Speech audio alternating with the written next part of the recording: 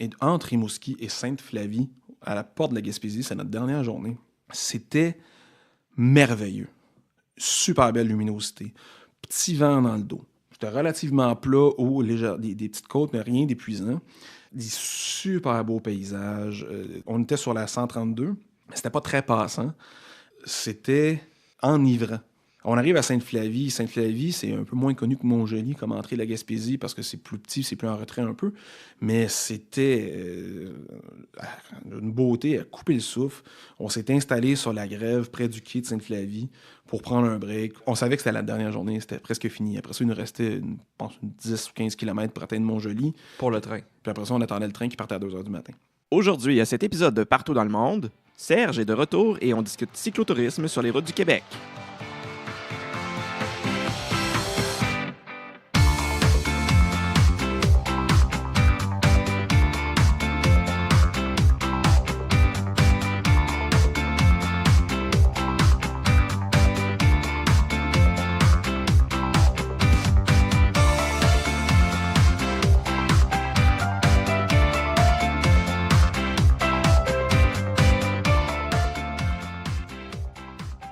Mon ami Serge. Bonjour. Bonjour! Ça va? Bienvenue à nouveau au podcast Partout dans le monde. C'est le deuxième épisode que je fais avec toi. On a fait un épisode sur le canot camping. Mm-hmm. Tu nous as parlé pendant l'épisode du canot camping que tu faisais aussi du cyclotourisme. Absolument. Et aujourd'hui, on est là pour parler de cyclotourisme. Fait que pour toi, comme tu fais du canot camping, tu pars en expédition de vélo et tu fais plusieurs jours de cyclotourisme, pas en autonomie complète, mais pratiquement, dans le sens que vous partez avec votre équipement, votre tente, votre sleeping, tout ça. Ouais. Comment tu as commencé à faire ça? D'où est-ce que c'était venu l'idée de faire du cyclotourisme à la base? Je me rappelle pas clairement c'était qui entre moi et un de mes bons amis qui a proposé l'idée. Ça devait être lui, en fait. Mais il y a 5-6 ans, on avait eu envie d'aller faire du rafting sur la Rivière-Rouge. Et c'était à peu près une demi-heure au nord de Granville-sur-la-Rouge, là. Et donc, l'idée, c'était d'aller faire du rafting. Puis on s'est dit, hey, pourquoi on y va pas en bicycle? Donc, on s'est dit, OK, ben, on va y aller en vélo. Donc, on a pris on a pris nos sacoches de vélo, on a vérifié le trajet comme il faut, puis on a ramassé, autant de sacs de couchage, mais on n'était pas encore top-notch équipé pour ça. Lui, il était plus équipé randonnée pédestre, un peu minimaliste. Moi, j'étais encore un peu trop équipé camping de char / canot camping lourd, là. Donc, mon sac de couchage, par exemple, était assez volumineux, là. Il occupait à lui tout seul une sacoche au complet, là. Donc, c'était plus ou moins pratique, mais quand même, c'était un bon premier test. Puis, on est parti de Montréal, de Rosemont, et on s'est rendu de même d'une traite jusqu'au nord de Granville-sur-la-Rouge, à la base de plein air, ce qui représentait à peu près 125-127 km. Qui est dans les Laurentides, là, Granville-sur-la-Rouge. Et Laurentides, mais presque rendu en Outaouais, là. On est vraiment sur le bord de l'Outaouais. Oui. Et c'est assez vallonneux. Montagneux, c'est un peu fort, là, mais vallonneux. Comme le bout de Nonka, ça bouge pas mal. En fait, on traverse jusqu'au nord, jusqu'au parc d'Oka, puis après ça, on pique vers l'ouest. On longe la rivière des Outaouais, on longe à 50. Puis c'est un beau trajet, c'est vraiment le fun. C'est juste que 127 km, surtout moi, c'était mon premier. En fait, j'avais fait la même année ou l'année d'avant, ma première raid au-dessus de 100 km, qui était le Tour de l'île, l'édition où on avait un 130 km. Là. Et donc, c'était dans les mêmes eaux, sauf que le Tour de l'île, 130 km, c'est relativement plat. Oui. Là, c'était plus costaud. Oui. Puis, je suis pas en super bonne forme physique. Là. Que tu as déjà dit dans l'épisode précédent que tu n'étais pas le top le top cardio du groupe. C'est ça. Quand je fais ça, je suis pas mal en train de chercher le top de ce que je suis capable de faire. Là. Oui. Fait que, tu fais 105, 110 km. Déjà, t'es pas mal... T'as tiré pas mal de jus, là. Puis là, t'arrives à Granville-sur-la-Rouge, tu fais « Yeah, on est rendu. » Bon, super. C'est là qu'on pique vers le nord. On pique vers le nord, on monte par-dessus la 50. Puis la 50 est comme sur une butte. Il faut vraiment que ça monte assez raide. Traverse la 50. À cet endroit-là en particulier? Ou Pas mal tout le long, en fait. Ouais, Il y a bien des endroits. Quand tu passes d'un bord à l'autre de la 50, faut que tu grimpes pas mal. Ouais. C'est vraiment une bonne montée. Là. Ben, je me souviens des fois que je suis allé comme dans le coin du lac Simon. Effectivement, la route est assez vallonneuse quand tu t'en vas vers l'ouest. Puis ça va en montant. Ouais. Ça monte assez vite. Globalement, oui. Ouais. Puis là, on s'entend, la base de plein air, ça tente pas à avoir du monde arriver en bicycle. Ce qui fait que le chemin est en garnotte. Oui. Il a mouillé. C'est de la grosse garnotte. C'est pas de la petite garnotte tapée de piste cyclable. Oui. Donc, il y a des galettes de garnotte mélangées avec de la terre qui chassent sous les roues. Puis là, c'était le premier premier canot camping, premier cyclotourisme. Donc, j'avais pas encore installé de sacoche sur le roues avant. Tout mon stock était en arrière. Ce qui fait que mon vélo était ultra lourd, sa roue en arrière. Et on a une pente, je sais pas, ça doit être dans le genre du 8% à monter, avec 100 km dans le corps, dans de la garnotte molle qui chasse. Fait que là, moi, j'avançais de 2 mètres, j'arrêtais, je prenais mon souffle. J'avançais de 2 mètres, j'arrêtais, je prenais mon souffle. Mais à chaque fois que je repartais, vu que mon derrière était hyper pesant et qu'on était en bonne pente, ben je faisais un wheelie. Puis, un wheelie involontaire. Oh, totalement. Puis c'était un peu dangereux de tomber sur le dos. Bon, c'est pas arrivé. Fait que, le dernier bout a été particulièrement éprouvant, mais en même temps, c'était hyper plaisant, gratifiant. On arrive à la base de plein air, le monde nous voit y arriver. Ils sont comme, OK, oui, on vous attendait. Ce qui est le fun, c'est qu'on a pris un forfait qui incluait les repas. Donc, ils nous attendaient avec le souper. Donc, vous n'aviez pas besoin de traîner de nourriture? Non, cette fois-là, on n'a pas traîné de bouffe. On arrive à la base de plein air, ils nous sortent le repas. Puis là, ils font comme, vous êtes dans en vélo? Oh, ouais. De où? Ben, de Montréal. Aujourd'hui? Ouais. OK, ça vous tentait? Ouais. Visiblement, oui, vous êtes là. Ouais. Puis, écoute, on a été un peu malchanceux avec la météo. Là. Il a mouillé tout le long. C'était ultra humide. C'était un peu mouillé. Pendant que vous étiez là. Ah, oui, total. Et quand vous êtes monté aussi? Ou Oh, oui. On a pogné la grosse pluie. On traversait la réserve de Kanasatake. Ouais, à côté d'Oka. Puis, bref, pendant qu'on était là, c'était de la grosse pluie torrentielle. Tu sais, quand tu roules, puis tu te fais comme, bon, on s'entend de chez nous. Tu t'ennuyais, là. Tu t'ennuyais de ta mère. Ouais, un peu quand même. Okay. Mais finalement, on a eu des passes de pluie, de soleil. Fait qu'une fois que le soleil était ressorti, on séchait assez vite, puis ça allait bien. Mm-hmm. Puis il faut se rappeler que c'était quand même mon premier gros ma première grosse ride. Ouais. Donc, j'étais plus ou moins bien préparé. C'était ta première expédition de cyclotourisme avec vraiment l'équipement que tu prenais pour te rendre à un endroit, pour rester là avec ton vélo. Parce que trimballer une couverte, un costume de bain, des trucs comme ça, j'ai fait ça souvent, ou un lunch. Mais là, c'était vraiment tout équipé. À part pour la bouffe. Parce que quand on parle, mettons, qu'on fait le tour de l'île de Montréal, mettons, même si tu fais l'édition du 130... C'est la seule année qu'il y en a eu un, c'était 130 km, c'était le tour littéral de l'île de Montréal. Oui. Mais tu n'avais pas traîné, tu te faisais juste traîner des bouteilles d'eau, puis tu n'avais pas d'équipement que tu traînais là. Non. Ouais. Non, on avait traîné. Réellement du cyclotourisme, c'est cette fois-là quand tu es monté à...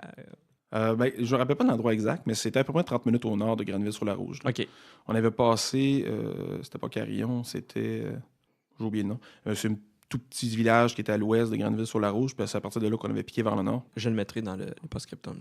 Puis, mais quand même. En fait, je disais qu'il mouillait, c'était un peu déplaisant, mais en même temps, le lendemain, c'était une journée de rafting. Donc, beau temps, mauvais temps, t'es mouillé de toute façon. Ouais, tu t'en fous. Là. Fait que ça changeait pas grand-chose. Puis sur le chemin du retour, à part quelques petites ondées, on avait pogné du beau temps. Fait que ça avait été vraiment bien pour ça. Fait que ça, c'était juste un aller-retour, 3 jours, une journée de canot camping. Pas de voyons, mélanger dans mes affaires.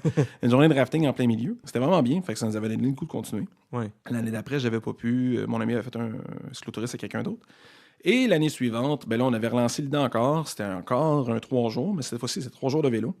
Et là, on avait décidé d'y aller, de monter la barre un peu. Donc, l'aller-retour pour le rafting, ça représentait à peu près 250-260 km. On s'est dit, on va dépasser la barre du 300. On était parti de Montréal, on est allé au parc de la Yamaska. Ça représentait à peu près 110 km, grosso modo. Ouais, ça doit être dans ces eaux-là, oui, effectivement. Le lendemain, on est rendu dans les cantons de l'Est, fait que c'est un peu plus vallonneux, mais c'était une plus petite journée, là, une 60aine de kilomètres. On était allé dans le bout de Donham-Farnham. Oui. On a fait du camping, un camping de bord de route, là, mais plutôt sympathique, là, avec un petit restaurant de déjeuner qui faisait des bons déjeuners. Je me souviens pas du nom, mais c'était vraiment une belle place. Puis c'est ça, la deuxième journée, en fait, c'était la journée un peu plus... gastronomique, ce serait pas le bon mot, là. Mais bref, où on est allé faire justement un tour à la brasserie Donham, on avait pris de l'agro-tourisme, appelons ça. Là, ouais. Que vous avez profité des choses qu'il y avait dans la région puis tout ça. Effectivement. Okay. Mais vous déplaciez en vélo pour faire ça? Oui, nécessairement. Okay. On n'avait rien d'autre. Ben, vous n'avez pas de voiture, non? Non, c'est ça. Fait c'est sûr qu'on avait monté notre tente. On avait laissé une majeure partie de nos effets personnels au site de camping. Puis on était parti plus minimaliste un peu pour manger puis revenir. Ce qui était bien, en fait, c'est que du camping jusqu'au restaurant, c'était toujours en pente ascendante. C'était forçant. Mais en même temps, une fois qu'on avait bien mangé, bien bu, c'était en pente descendante. Ah oui. C'était stratégique. Ça, c'était sur le terrain de camping? En fait, non. On partait du terrain de camping puis on allait à Donham. Je pense que c'était une ride de 15 km à peu près. Ah, OK. C'est pas super. Oui, c'est ça. Fait que c'était un 15 km en montant puis après ça, un 15 km en descendant. Okay. Fait que, une fois que tu avais bien mangé puis pris 2-3 pintes, là, c'était pas au-dessus de 0.08. Ça se prenait. Pas pour toi, en tout cas. Non. J'étais en état... De toute façon, j'étais... Encore heureux que toi, c'est pas bien stressant. Là. Non, c'est ça. C'était correct. Puis le lendemain, en fait, là, on était revenu directement de là jusqu'à Montréal. Fait que là, ça représentait une petit peu plus grosse journée. C'était dans l'ordre de 120 km à peu près de mémoire. OK. La particularité de ce trajet-là, c'est que cette période-là, il faisait 35, sans compter En plein été. l'humidex. Là, c'était un vrai 35. Là. Oui. Fait que là, c'était extrêmement chaud. On se déshydratait super vite, donc il fallait vraiment traîner beaucoup d'eau. Moi, j'ai toujours été du genre assoiffé, là, donc j'avais prévu le coup sans égard au soleil, que j'avais plus ou moins calculé. Là. Puis je traînais toujours à peu près 4 litres d'eau sur mon vélo. OK. Ce qui me permettait de me rendre jusqu'au point d'eau suivant sans trop de problèmes. Par contre, j'ai un de mes amis qui avait été un peu plus modéré sur la quantité d'eau qu'il était capable de transporter. Fait que lui, ça arrivait qu'il était pas mal sec avant d'arriver au prochain point d'eau, mais en même temps, il en avait moins besoin que moi. Donc, c'était correct quand même, puis on se partageait quand il y avait des restants. Puis quand tu dis au prochain point d'eau, mettons le trajet que vous avez décidé de faire pour vous rendre là et revenir, c'était quoi les routes que vous empruntiez? C'était des routes secondaires du réseau routier ou c'était des pistes cyclables? On priorise pas mal toujours la route verte, quand elle existe. Puis la route verte, il y a plusieurs circuits. Donc, on essaie de rester sur la route verte le plus possible, mais la route verte elle-même passe souvent par des accotements, par des voies désignées, je pense que c'est le bon terme. Oui, c'est pas nécessairement une piste cyclable. C'est un endroit où est-ce que la route est assez large pour permettre que des vélos soient sur l'accotement. Ouais. Mais la notion d'assez large varie beaucoup d'un coin à l'autre. C'est-à-dire qu'il y a des secteurs où il y avait à peu près 30 cm de voies asphaltées à droite de la ligne blanche. Oui. Puis après ça, c'était de la garnotte tapée. Donc, on peut rouler sur la garnotte, mais la garnotte de bord de route, c'est pas idéal. C'est jamais pareil Non, pour l'avoir fait, parce que je fais quand même beaucoup de vélo, là, justement, en province. Tu sais, il y a des endroits que tu vois qu'il est supposé avoir un accotement. C'est pas toujours le même accotement, là. Même sur la même route. Quand tu passes d'une section de la route à une autre, quand tu changes de municipalité, que tu changes de... Des fois, passer un tournant, tout ça, c'est plus pas toute la même affaire. Puis tu te dis, mon Dieu, OK, je pense avoir. Ça change beaucoup. Là. On le sait que c'est pas constant, puis on faut vivre avec. Là, donc, vous passez sur ces routes-là. Là. Oui, nécessairement. Mais même si on essaie de cibler le plus possible des pistes cyclables isolées de la route, je me souviens que la 3e journée, justement, on avait passé l'essentiel du trajet sur soit des rangs qui étaient très peu passants. C'est des rangs asphaltés ou des rangs... principalement asphaltés, mais parfois on n'avait pas le choix de passer sur des routes de garnotte. Puis il y avait la Montérégiade. On avait passé, je sais pas, 70 km peut-être à la Montérégiade, où là, c'est de la petite garnotte fine tapée. Mm-hmm. Ce qui se roule très bien quand même. Je t'annonce avec grand fracas que la Montérégiade est maintenant presque toute asphaltée. Pour vrai? Oui, il manque, je pense, 5 km qu'il ne l'est pas. Je l'ignorais. Parce que je l'ai refait encore cet été. Et puis, oui, il manque juste un tout petit bout proche de Granby qui n'est pas asphalté, mais la majeure partie de la Montérégiade est maintenant asphaltée. Ah, c'est une bonne nouvelle, parce que quand on avait fini cette journée-là, on devait avoir pris tout le monde à peu près 5 livres de poussière. C'était vraiment intense. Oui, pour l'avoir fait dans le temps qu'elle était dans la poussière, effectivement. Ouais.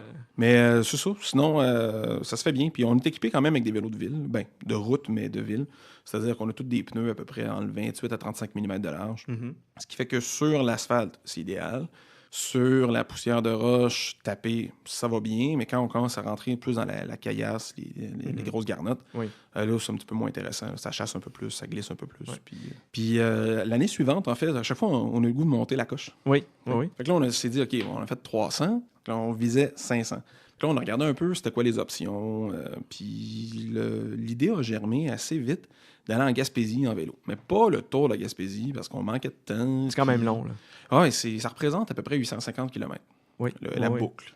Tu partais à ce moment-là de Matane, mettons, si tu avais fait ce trajet-là? Oui, mais mettons qu'on fait Matane. Oui. Tu fais le tour. Je pense que c'est à peu près ça, 850 km. Oui, c'est ça. C'est ce que je pensais. Ouais, fait que c'est une bonne boucle. Puis bon, on s'entend, la Gaspésie, il y a beaucoup de dénivelé. Donc, si on est en forme physique variée, puis variée, le problème, c'est pas la partie haute, on s'entend. Oui, c'est toujours le maillon le plus faible de la chaîne qui est le facteur limitant. Oui. C'est ça. Ce qui fait que, 850 km pour des cyclistes chevronnés, pas trop chargés, ça se fait bien en 3, 4, 5 jours. 3 jours peut-être pas, là, mais 4, 5, 6, ça se fait assez bien. J'ai rencontré des gens qui l'avaient fait.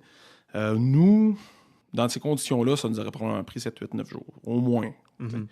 Ce qu'on n'avait pas comme disponibilité. Donc, on a changé nos plans. Et finalement, on s'est dit qu'on pouvait prendre le train, partir en train, aller jusqu'à Lévis, à Québec, débarquer du train à Québec, prendre le traversier pour aller à Lévis, et de là, on est parti de Lévis, puis on s'est rendu comme ça jusqu'à Montjoly, qui est juste après Sainte-Flavie, à l'entrée de la Gaspésie. Et on n'avait pas notre 500 km. Mais là, on avait un objectif psychologique de faire 500 km. Oui. Vous Donc, vouliez faire 500 km. C'était nécessaire. Fait qu'on s'est dit, où est-ce qu'on peut perdre notre temps? Et là, on a décidé de prendre le Petit Témis, qui est comme un genre de petit train du Nord, mais version Bas-Saint-Laurent. Oui, un petit peu plus raboteux. Oui, mais pas de temps. Pas tant, non? OK, Pas je tant. l'ai jamais fait, là. J'en ai entendu parler, là, mais je l'ai pas fait. Il est quand même assez bien entretenu. Oui, il y a des bouts qui est un petit peu moins droit que le Petit Train du Nord, puis un peu plus pentu Oui. dans certains secteurs. Mais c'est un très beau sentier. Si t'as pas peur des mouches à chevreuil ou des maringouins, là, c'est parce que c'est un peu intense. Oui, j'en doute pas. Mais non, c'est vraiment un beau sentier. Donc, on part de Rivière-du-Loup, on descend le Petit Témis, puis on se rendait comme ça jusqu'au parc du lac Témiscouata. OK. Et de là, on traversait le lac en traversier et on remontait jusqu'à Trois-Pistoles. Puis là, ça nous faisait notre détour qui nous permettait de boucler notre 500, qui a donné quelque chose comme 525 km au total dans ces eaux-là. Fait que ça a été notre plus gros défi qui a été un peu plus d'organisation. Par contre, on a fait un petit peu plus petites journées parce qu'on avait tenu compte du dénivelé qui n'était pas si grand. Quand on l'a planifié, ça représentait à peu près 1000-1500 mètres de dénivelé sur un 500 km total. Puis encore là, si on parle à des cyclistes chevronnés qui font des sorties, c'est pas beaucoup. Si on parle de gens qui sont habitués de rouler pour aller travailler, moi, je fais 7 km aller, 7 km retour avec un dénivelé de 30 mètres, c'est énorme. T'as beau t'entraîner. Si t'en fais pas plus que ça, dans le sens que c'est la fin de semaine, tu vas pas faire des rides de vélo, est-ce que tu fais du dénivelé de la longueur aussi, là? Ouais, puis même si on avait fait pas mal, on s'était préparé, on avait fait beaucoup de sorties, il reste que ça reste du sport, puis la différence avec les trajets précédents, où on avait fait ça sur 3 jours, mais là, à la 3e journée, t'en as une 4e après, là.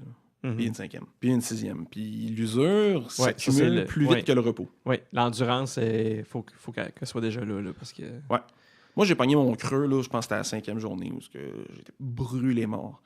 Puis après, la pente a remonté un peu, puis ce qui est le fun, c'est que j'ai fini avec une dernière journée qui était splendide. Ouais. Puis en plus, on avait un petit peu le vent dans le dos, super belle journée. Ça aide, parce que le vent est surtout dans ce coin-là, justement, Ouais. dans le bas du fleuve, la Gaspésie, c'est quand même assez considérable, le vent, là. Oui. Ben, ce qui est le fun, c'est quand on fait le trajet Lévis-Montjoly et pas l'inverse, la majeure partie du temps, statistiquement, tu vas avoir le vent dans le dos. Oui, Ce les qui est vents quand même- dominants sont dans ce sens-là. Ouais. Ouais. Sauf que le Petit Témis, ben là, tu changes de donne un peu. Là. Selon l'heure de la journée, le vent, tu l'as dans le dos, d'en face. Selon si... Attends, là, un peu... Si c'est le matin, l'eau est généralement plus chaude que le sol, ce qui fait que l'eau monte au-dessus de l'eau, puis tu as comme une drape d'air qui vient du sol, puis qui va vers l'eau. Puis en fin d'après-midi, c'est le contraire. Donc le matin, le vent va vers la côte, puis le soir, le vent va de la côte vers les terres. Fait que tu as intérêt à partir Dans le vers même l'intérieur sens, des terres oui. en fin d'après-midi plutôt que l'inverse. OK. Sinon, tu te forces pas mal. Ouais. Avant qu'on continue, je voulais juste savoir, c'est quel genre d'équipement que vous devez avoir pour faire tout ce genre d'expédition-là, ce genre d'excursion-là? C'est là que je m'en allais justement. Toujours en parlant du dénivelé, en fait, il ne faut pas oublier qu'on n'est pas sur un vélo de carbone super léger avec juste une bouteille d'eau, puis un petit sac avec une coupe d'outils et une bâton. Oui. Là, dans le fond, nous, ce qu'on a, premièrement, on a établi assez rapidement que c'était avantageux d'avoir des sacoches en avant. Parce que les sacoches en avant permettent d'équilibrer le poids. Tu as du poids en arrière, tu as du poids en avant. Ton poids qui Dans est une en arrière, qui est principalement le tien, là, ouais. Oui, mais aussi les bagages, ça finit par être pesant quand même si on essaie d'être minimaliste. Et veux pas, tu as des bouteilles d'eau, tu as un réchaud, tu as une quantité substantielle de café. C'est nécessaire. Mais on le sait, c'est nécessaire. tu en as déjà parlé. Ouais. Dans le fond, on traînait juste la bouffe le déjeuner. Ok. Donc, on a un pot de beurre de pinot, du pain, un réchaud, un grille-pain, une rallonge électrique. Non, c'est pas ça. Ouais, là, j'étais là, j'ai un peu un grippin. Comment il organise ça, là?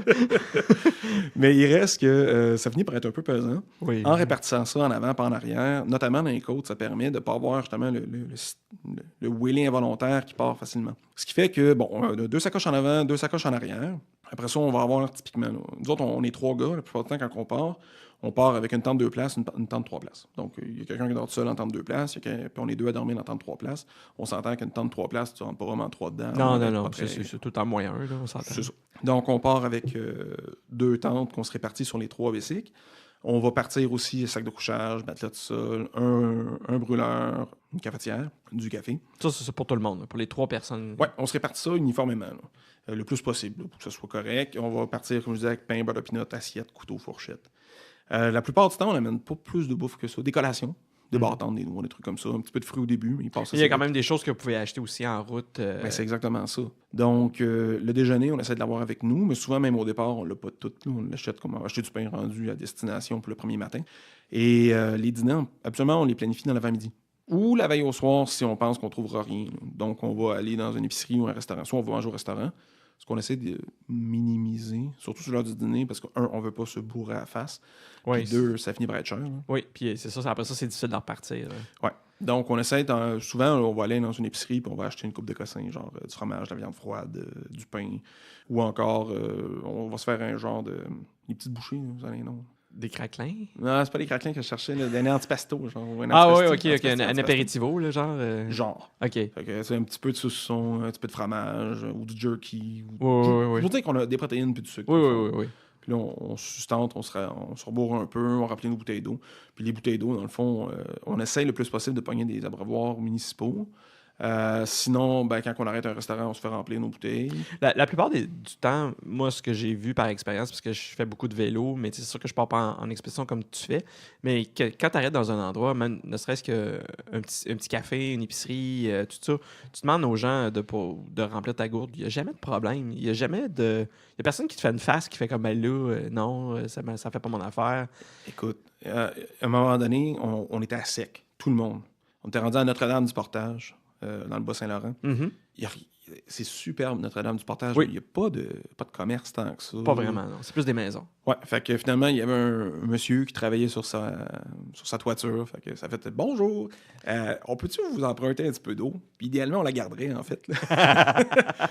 Fait qu'il nous a dit « Ça tombe bien, je viens juste de changer mon filtre au sel. Tu vois, c'est la meilleure d'eau de Notre-Dame du Portage. » Parfait. Fait que c'est un particulier là, qui nous a rempli nos bouteilles puis il faisait ça avec plaisir. Là. OK. Ouais, les gens sont serviables la plupart du temps. Ben, c'est sûr que tu arrives, puis tu t'arrives pas en cabochon, puis tu es très gentil, puis de façon polie, tu demandes, hey, on se compare en priorité. C'est pas comme si t'allais, on peut-tu prendre une douche ou quoi que ce soit. Là? Ou genre, tu vas sur le côté d'une maison, tu prends le boyer d'arrosage de la personne, puis tu remplis ta bouteille subtilement, puis la personne elle sort, elle dit, hey, qu'est-ce que tu fais là? Je remplis ma bouteille. Bon, on n'est jamais allé jusqu'à sonner chez quelqu'un, là, parce que c'est un peu gênant, mais disons que si la personne. Attends, je dis ça, je suis même pas sûr que c'est vrai. Non, on n'avait pas sonné, il était dehors. Mais c'était arrivé à quelques reprises quand même qu'on est allé voir des gens parce qu'on trouvait rien pour remplir nos bouteilles et on en avait besoin. Là. En fait, entre Ottawa et Toronto, il y a beaucoup de pas grand-chose. OK. Il y a campagne? Il n'y a pas d'agglomération. Oui, il y a de la campagne, mais même les villages sont petits, pas si peuplés. C'est des petites villes, en fait des petits villages, des petits bourgs. Oui, vraiment. D'ailleurs, il y a un village de Klingons. C'est Calatar! Quoi? Y a-tu vraiment un village de Klingons dans ce coin-là? Non, ben là, je pense que ça s'appelle Calatar pour vrai. Puis moi, j'étais arrivé là, j'ai dit, coudon, on dirait que ça a été sorti de Star Trek, le nom du village. Ah oui, OK. Mais pour l'anecdote, à Calatar, il y a une roulotte de poutine en Ontario. Quand même. Qui était excellente. Mais il y a quand même beaucoup de franco-ontariens dans ces coins-là. Là. Ben, ils n'étaient pas franco-ontariens, eux autres. OK. Mais ils avaient trouvé comment faire la poutine. Ah, bon. Et il y avait une poutine à l'aneth. Hein? Ouais. Fait que la sauce, il y avait de l'aneth dedans. Puis il y avait des cornichons à l'aneth frits dans la poutine. C'était malade. C'est sérieux, je suis même pas capable de concevoir le goût. C'était délicieux. En ce moment, là, c'était sérieusement délicieux. C'était ça à la coche. Ah ben, OK. Ouais. Fait que à Calatar, à Calatar, il y avait de la poutine à l'aneth avec des cornichons à l'aneth. Ouais, monsieur. OK. Frits. Genre deep fried. Il y a des cornichons de trempés dans la panure, dans la friture. Oh my God, ça a l'air indécent. Ben, on avait vraiment faim. Ouais. Après ça, c'est plus difficile de repartir, par exemple. On avait vraiment faim. Je te dirais que ça s'est digéré aussi. OK. Mais ça, c'est parce qu'on venait de se claquer du sentier transcanadien. Puis, le sentier transcanadien en Ontario, on s'attend à un genre de petit train du Nord. Là. Mais non. C'est une piste multifonctionnelle. Il y a des pancartes dessinées où tu vois un skidoo, un vélo, un 4 roues, du monde en ski de fond. Puis ça s'adresse vraiment plus aux 4 roues pour le monde en skidoo. Là. Fait que c'est pas tapé pour la petite route facile de vélo. Là. Définitivement pas. Fait que quand tu fais du vélo là-dessus, idéalement, ça te prendrait un vélo tout-terrain avec des amortisseurs. Nous, on avait des vélos de cyclotourisme puis des vélos de cyclocross équipés avec des sacoches, des bagages pesants. Mm-hmm. Puis le chemin, c'est des trappes de sable, c'est de la grosse roche, c'est des rochers qui sortent en plein milieu de la piste. Et, il devait avoir à peu près 500 mouches à chevreuil au pied cube d'air. Oh. Fait que tu peux même pas dire, je vais regarder où je vais, parce que le temps que si tu t'arrêtes, tu te fais manger. Tu te rappelles, je sais pas si tu te rappelles du film Critters dans les années 80. Là. Vaguement, C'est ouais. comme des petites bébites avec des poils qui mangent le monde, puis en une seconde, tu passes t'es vivant à un squelette sanguignolant. Là. C'était à peu près ça. Ouais. Ah ouais. Puis écoute, pour dire en fait que je ne savais pas, avant cette journée-là, que des mouches à chevreuil pouvaient piquer à travers un cuissard. Parce que, tu sais, ça mord, une mouche à chevreuil. Oui. Ben, ouais. On était là, à travers t-shirt, cuissard, tout le kit. Là. On avait l'air d'avoir eu la varicelle ou la lèpre. Là. Puis est-ce que tu dirais que c'est pire que quand tu fais du canot camping? Là, Ah ça? oui, vraiment. Ah oui? Parce que sur l'eau, t'as pas de bébite. Pas moins, oui, c'est vrai. Tandis que là, tu te dis, la plupart du temps, t'es as pas parce que tu roules vite. Ben, tu roules vite. Tu vas rouler, mettons, dès que t'es au-dessus de 22, 23 km/h, les bébites te rattrapent pas vraiment. Là. Ouais. En fait, ils te spotent, puis ils font comme, hey, je pense qu'elle vient, est partie. Tant pis. C'est plus les grosses mouches à chevreuil, justement, qui vont être capables de te suivre. Là. Ouais, mais Les maringouins, non, vraiment. là, mais Non, c'est ça. c'est ça. Mais là, je sais pas, ça devait être une pente de 4% dans ces eaux-là en moyenne. En montant. En montant. Avec de la grosse roche, des trappes de sable. Tu sais, pour dire trappes de sable, là, c'est pas des jokes. À un moment donné, les trois, on a piqué, on avait, je sais pas, peut-être 50-100 mètres entre chacun d'entre nous. Là. Puis les trois, même si on faisait des signes, on avait piqué dans la trappe de sable, puis on est tombé. Ah, c'est ouais. pas fait mal, qu'on s'est rattrapé sur nos jambes. Là. Ah, ouais. Mais, tu sais, je veux dire que la roue a piqué dedans, puis ça arrête sec. Ça arrête sec. Ouais, il n'y a rien à faire. Ah. Fait que là, t'essayes d'éviter ça, mais si tu ralentis trop, tu te fais manger sans bon sens. Ah, mon gars. Oui. C'était épouvantable. Puis ça, c'est le sentier transcanadien entre Ottawa et Toronto. Oui, mais en fait, quand tu pars d'Ottawa, c'est beau. Puis plus tu t'éloignes d'Ottawa, plus ça devient rustique. Puis moins ça devient intéressant. Au point où, en fait, à un moment donné, on s'est tanné. Puis on est allé plutôt dans les sentiers, les rangs de campagne. Où, quand je dis rangs de campagne, c'est plus ou moins vrai. Là, c'est plus des rangs qui relient des petites bourgades entre elles dans le bois. C'est très vallonneux, très montagneux. Ben, non, vallonneux, pas montagneux. Puis c'est des chemins de terre. Pas tapés. Puis il n'y a pas de plat. Là, ça monte, ça descend. Fait que ça serait comme le royaume du gravel bike. Oui, définitivement. OK. Ouais, avec des bons mollets quand même. Il n'y a pas de plat pantoute. Là. OK. Puis même si c'était des conditions assez moyennes pour le vélo, on préférait rouler là que sur le sentier transcanadien. À un moment donné, on n'a pas eu le choix là, parce que ça nous faisait des trop gros détours. C'était vraiment pénible. Mais ce qui est dommage, malgré tout ce que je viens de dire, Ouais. c'est qu'il y a des paysages splendides à couper le souffle. Genre un paysage bucolique que tu vas voir à découverte, puisque tu vas voir la maman orignale qui nourrit son petit dans un étang. Là. Ouais. Des trucs vraiment beaux. Tu as le sentier qui passe, puis à droite puis à gauche, c'est une petite zone semi-marécageuse où effectivement tu t'attends à voir un orignal, un chevreuil puis un ours dans le même plan de vue, là, parce que ça a l'air un peu cliché. Ça serait là qui serait là, oui. Ouais. Puis en fait, si tu pouvais arrêter pour le regarder sans mourir Dévoré. écorché, ouais, ça serait vraiment beau. Fait qu'en fait, on a très peu de photos de ce passage-là parce que c'était juste pas réaliste. OK. Écoute, Mais quand vous quittiez le sentier transcanadien pour vous en aller sur les petits chemins de campagne, tout ça, c'était-tu moins pire au niveau des bibites ou des insectes? Ou... un peu. Ouais. Pas des masses, mais un peu. Ouais. Mais encore là, il y en avait beaucoup. Okay. Sauf que là, à un moment donné, on s'est tanné. Là, on a pris du répulsif à moustique, le Watkins en crème. Là. Ouais. Puis on s'en mettait partout. Là. Moi, je m'en mettais dans les cheveux, sur mon linge, par-dessus mon cuissard. On avait partout. Puis c'était gérable. Sauf qu'évidemment, tu fais du vélo, fait que tu transpires, fait que ça restait pas longtemps. Non. Ouais. Mais ça permettait au moins d'être capable d'arrêter pour boire de l'eau sans capoter, là, oui. Ouais. Parce qu'en fait, quand ça a vraiment dégénéré, j'avais un de mes amis qui est plus agressif un peu sur son vélo, que lui, il a fait comme, moi, je suis à mon camp de site. Puis il s'est mis à pédaler comme un mongol. J'étais incapable de le rattraper. Je pédalais comme un fou en arrière, puis je criais son nom. Hey! Plus de mots de la merde, j'arrête pas, puis il continuait. Je disais, hey, arrête! Je veux du Watkins! OK, c'est lui qui avait le Watkins. Ouais. Oh. Après ça a fait, tu me le laisses. OK, ouais. Parce que. Puis lui, en fait, il se disait, j'arrête pas, je suis pas capable d'arrêter. Si j'arrête, je vais me faire bouffer tout cru. Ouais. Puis, ça devient intolérable, là. Ah, ça l'était. Puis en général, tu sais, j'ai toujours été un aimant à insectes piqueurs, là. Mais là. Fait que j'étais habitué de gérer. Là. Oui. Mais là, c'était puissance 10. Ça. Ah ouais. C'était épouvantable. OK. Ouais. Là, c'est parce que c'était dans ce secteur-là. Quand tu es allé faire justement le bas du fleuve, la Gaspésie, tout ça, c'était pas... Pas un problème. Non, c'est ça. Ça dépend vraiment des zones. Je sais que, mettons, si tu vas dans le nord, dans le coin justement de Mont-Laurier, puis dans le coin de la Macasa, tout ça, je le sais que l'été, il y a énormément d'insectes, il y a énormément de mouches à chevreuil, puis ça devient insupportable à un certain point. Ouais. Là. Puis il y a d'autres secteurs que si tu vas dans les cantons de l'Est, c'est jamais aussi pire que ça. Là. Non. Il y a vraiment des zones au Québec où est-ce que c'est très, très insupportable au niveau des insectes. Puis il faut le savoir, puis il faut être équipé en conséquence, ou il faut avoir le moral ou l'endurance pour passes au travers de ça. Là. Oui, parce qu'il n'y a pas de miracle à faire. Hein. Je veux Non, dire, non, en gros, tu roules plus vite que les bébites si t'es capable, puis sinon, tu mets un bon répulsif. Mais le problème, c'est que la sueur n'est pas l'ami du répulsif. Non. Puis à un moment donné, ces produits-là, ça devient toxique là, pour la santé. Là, Ouais, puis ça peut abîmer aussi le matériel. Oui, ça peut abîmer. Surtout des vêtements comme des vêtements en sport, comme du lycra, tout ça, c'est pas recommandé. Là. Fait que tes expéditions, là, ça fait combien que tu fais avec les années? Je pense que je suis rendu à 5. OK. Puis c'est toujours avec les mêmes personnes avec qui tu fais ça? Ben, plus ou moins, c'est-à-dire que essentiellement, oui, là, on est deux on a toujours fait ensemble, puis on a un troisième qui s'est ajouté des fois. Puis l'inverse est aussi vrai, là, à un moment donné, c'est les deux qui sont partis sans moi. Mais en général, on est toujours les mêmes de 2-3 personnes. Puis dans le fond, on se réunit en général en avril, dans ces eaux-là. Puis on commence à regarder un peu plus où ce qu'on va, puis on se split le travail. Puis dans le fond, on se trouve un tracé. Ça, c'est la première chose qu'on fait. Mm-hmm. Après ça, on regarde si on est capable de faire ce tracé-là de façon et agréable et sécuritaire. Parce qu'il y a des tracés qu'on a rejetés parce qu'on savait qu'on allait rouler sur des routes où il y avait des grosses vannes qui allaient passer à côté de nous autres. Ouais, non, ça, c'est jamais le fun. Non, c'est ça.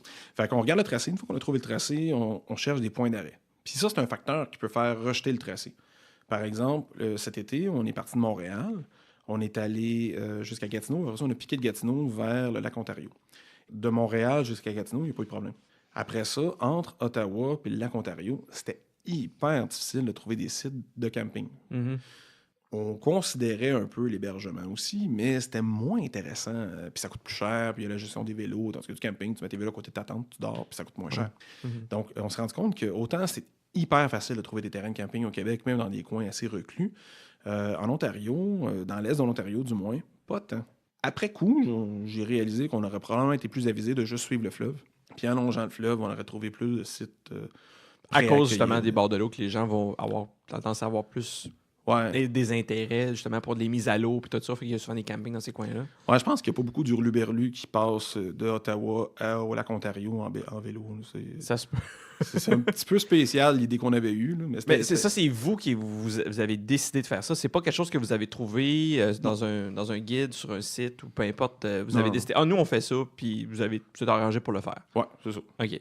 On voulait longer la rivière de l'Outaouais. On savait que parce que l'achat la fois où on avait fait le vélo pour aller faire du rafting, on savait que le long de la rivière de l'Outaouais, c'était super beau. Je n'étais jamais allé à Gatineau. Puis en fait, on cherchait aussi un trajet qui nous permettrait de revenir en train.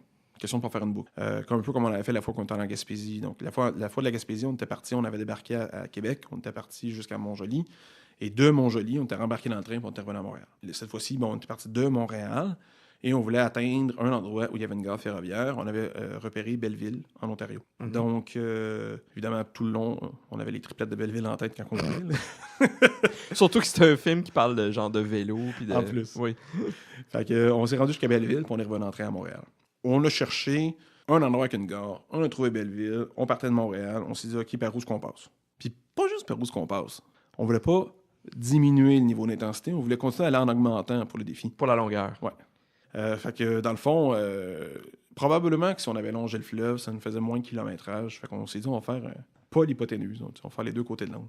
Quand vous avez décidé de faire ce trajet-là, vous l'avez imaginé. Ouais. Il n'y avait rien comme tel qui avait jamais comme été, pas qui avait jamais été fait, mais dans le sens que c'est quelque chose qui vous autres vous est venu, une inspiration. Ouais. Puis vous avez dit, nous on fait ce trajet-là, ouais. sans nécessairement qu'il y ait de ressources. C'est ça. Puis on l'a regardé un peu quand même là, mais il n'y avait pas beaucoup de ressources justement qui citaient ce trajet-là. Avec le recul, je comprends un peu mieux pourquoi. Là, mais en même temps, on ne regrette pas. C'était super le fun. On a vraiment vu des belles choses. Je ne connaissais pas l'Est de l'Ontario. Mm-hmm. Je l'ai découvert.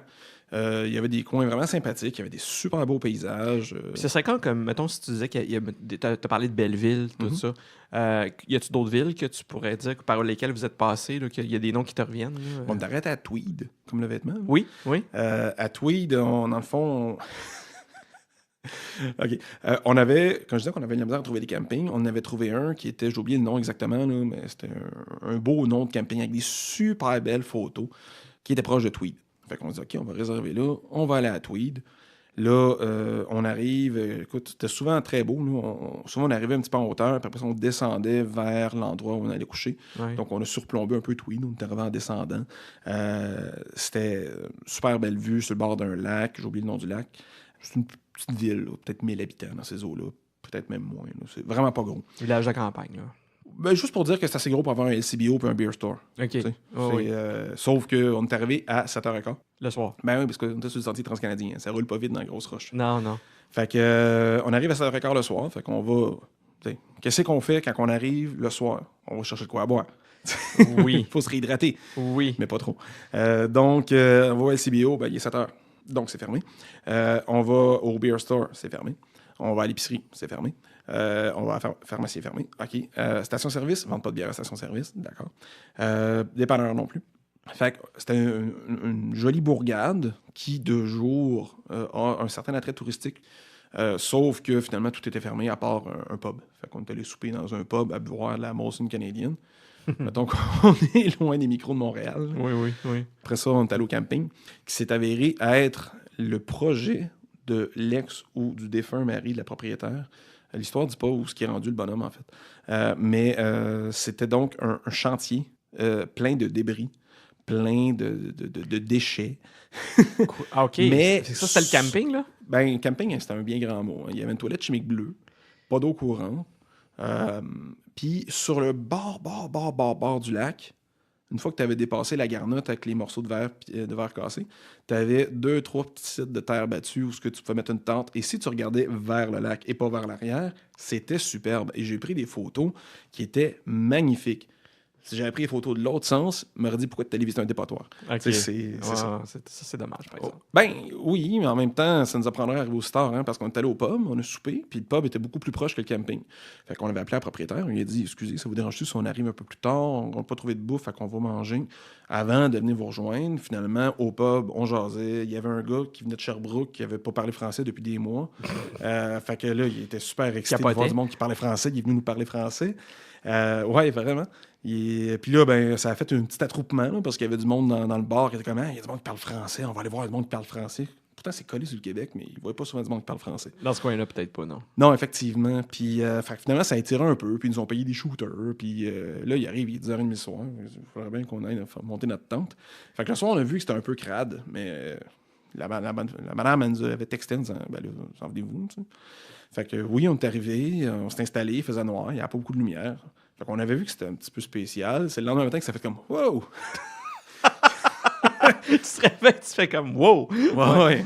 Genre, je pense qu'on a mis notre tente là, puis pas un pied à côté, parce qu'on l'aurait mis sur du verre pilé. Là. Oh my God. Ouais. On a été chanceux, somme toute. Puis bon, cet endroit-là, considérant l'heure qu'on est arrivé et l'heure qu'on est parti, on a juste dormi. On a monté notre tente, on s'est similé rincé dans l'eau du lac qui était un peu swampeux. Ouais. Puis on s'est couché, on s'est rincé le lendemain. Ben, on s'est pas rincé, mais on est reparti le lendemain. Puis, parce que, comme tu dis, il y avait une toilette chimique, mais il n'y avait pas de douche, il n'y avait pas de place pour... comme des campings traditionnels que tu peux avoir des services où est-ce que tu peux faire des choses. Là, on était les seuls. Il n'y avait pas d'autres clients. Je pense pas qu'il y avait la place pour d'autres clients. Ouais. Fait qu'elle avait un site web pour ça. Puis le site web annonçait pas du tout que c'était c'est plus que rustique. En fait, c'était marqué que c'était du camping rustique. Mais là, on parle plus de camping rustique. On parle de ça te dérange-tu de monter ta tente dans un dépotoir. Oh my God, ouais. Mais bon, il reste que la vue était belle quand tu regardais dans la bonne direction. Puis c'était un site pour planter notre tente, dormir, puis repartir. C'était un peu plus difficile à ce niveau-là quand on est allé vers l'ouest, vers l'Ontario, comparativement à quand on est allé vers le Bas-de-Saint-Laurent. De Rivière-Ouelle jusqu'au Petit Témis, c'était une bonne ride. Là. C'était une des plus grosses journées qu'on avait faites. Environ combien de kilomètres? En fait, je pense que dans ce parcours-là, on n'a aucune journée qui dépassait 100 km. C'était plus en intensité. Oui. S'il y a beaucoup de dénivelé, c'est ça, celle-là que c'est. Exact. Puis, bon, pour ceux qui connaissent Rivière-du-Loup, là, Rivière-du-Loup, tu commences au niveau de la mer, puis tu montes, je sais pas exactement, peut-être 200 mètres environ. Là. C'est assez haut, la falaise contre laquelle Rivière-du-Loup est construite. Puis, pour atteindre le Petit Témis, il faut que tu montes jusqu'en haut, puis que tu redescends de l'autre bord. Ce qui est une bonne montée. Puis quand on a monté ça, je pense qu'on avait à peu près 80 km dans le corps. Là. On était parti de Rivière-Ouelle, on avait traversé Kamouraska, on avait fait une pause à la tête d'allumette parce que microbrasserie sur le bord de la piste cyclable, faut que tu arrêtes. Ah, ben là, pas le choix. Il faut ce qu'il faut. Oui. Fait que là, on avait fait une pause à la tête d'allumette à Kamouraska, on avait traversé notre land du portage, on s'était fait remplir nos bouteilles d'eau par le monsieur en question. On avait pogné un petit peu de pluie, c'était pas si pire. On arrive à Rivière-du-Loup, puis on monte. Puis moi, le plat, je peux en faire pas mal. Les montées, j'ai plus de misère. Fait que là, ben, tu montes dans Rivière-du-Loup, puis c'est... Dans la ville? Oui, à travers la ville, dans les rues résidentielles. Puis tu montes jusqu'en haut, puis c'est pas mal haut, la falaise, dans le bout de Rivière-du-Loup. Une fois rendu en haut, c'est juste une petite butte, une station-service, puis ça redescend de l'autre côté. Puis ça redescend bien, assez à pic, assez raide. Puis là, tu arrives dans le petit Témis, à proprement parler, que tu as un chemin de garnotte terre battue. Mhm. Puis là, ben, tu roules. Ce que tu disais tantôt qui ressemble un peu Au petit train du Nord. Ouais. Puis là, on a fait une autre trentaine de kilomètres à peu près. Cette journée-là, on a peut-être un peu dépassé 100 km. Pas beaucoup, mais dans ces eaux-là. Peut-être 25-30 km de plus sur le petit Témis. Puis là, c'était en général là, des pentes dans le 1 à 4 ce qui n'est pas tant que ça. Non, c'est pas super. Puis 1 à 4 un peu de mouche à chevreuil, mais pas tant que ça. Beaucoup de maringouins, mais en roulant, ils nous achalaient pas. Puis on était arrêtés aux pêcheries Ouellette à Kamouraska, on avait pris du poisson fumé. Fait que dans le fond, on avait une glacière en styrofoam pleine de, qui nous avait donné, pleine de poissons fumés. C'était notre repas qu'on gardait pour le site de camping le long du petit Témis. En fait, sur cette piste-là, à 2 ou 3 endroits, ils ont des plateformes de camping sauvage. OK. Faut que tu réserves, mais tu pourrais aussi pas réserver puis arrêter. Je pense que c'est libre, puis tu peux le faire, puis tu as comme une contribution volontaire quand tu es sur place. Oui, il y a des petites boîtes que tu donnes, oui. C'est ça. Fait qu'on était allé là, on avait prévu ce souper-là. Fait qu'on arrête, il y avait une source pour remplir nos bouteilles. On s'installe à ces plateformes. Il y avait du maringouin, beaucoup, mais c'était très tolérable. Puis on s'était fait un snack de poisson fumé, esturgeon, anguille, saumon. C'était vraiment super bon. Petite soirée tranquille sur le bord d'un petit ruisseau.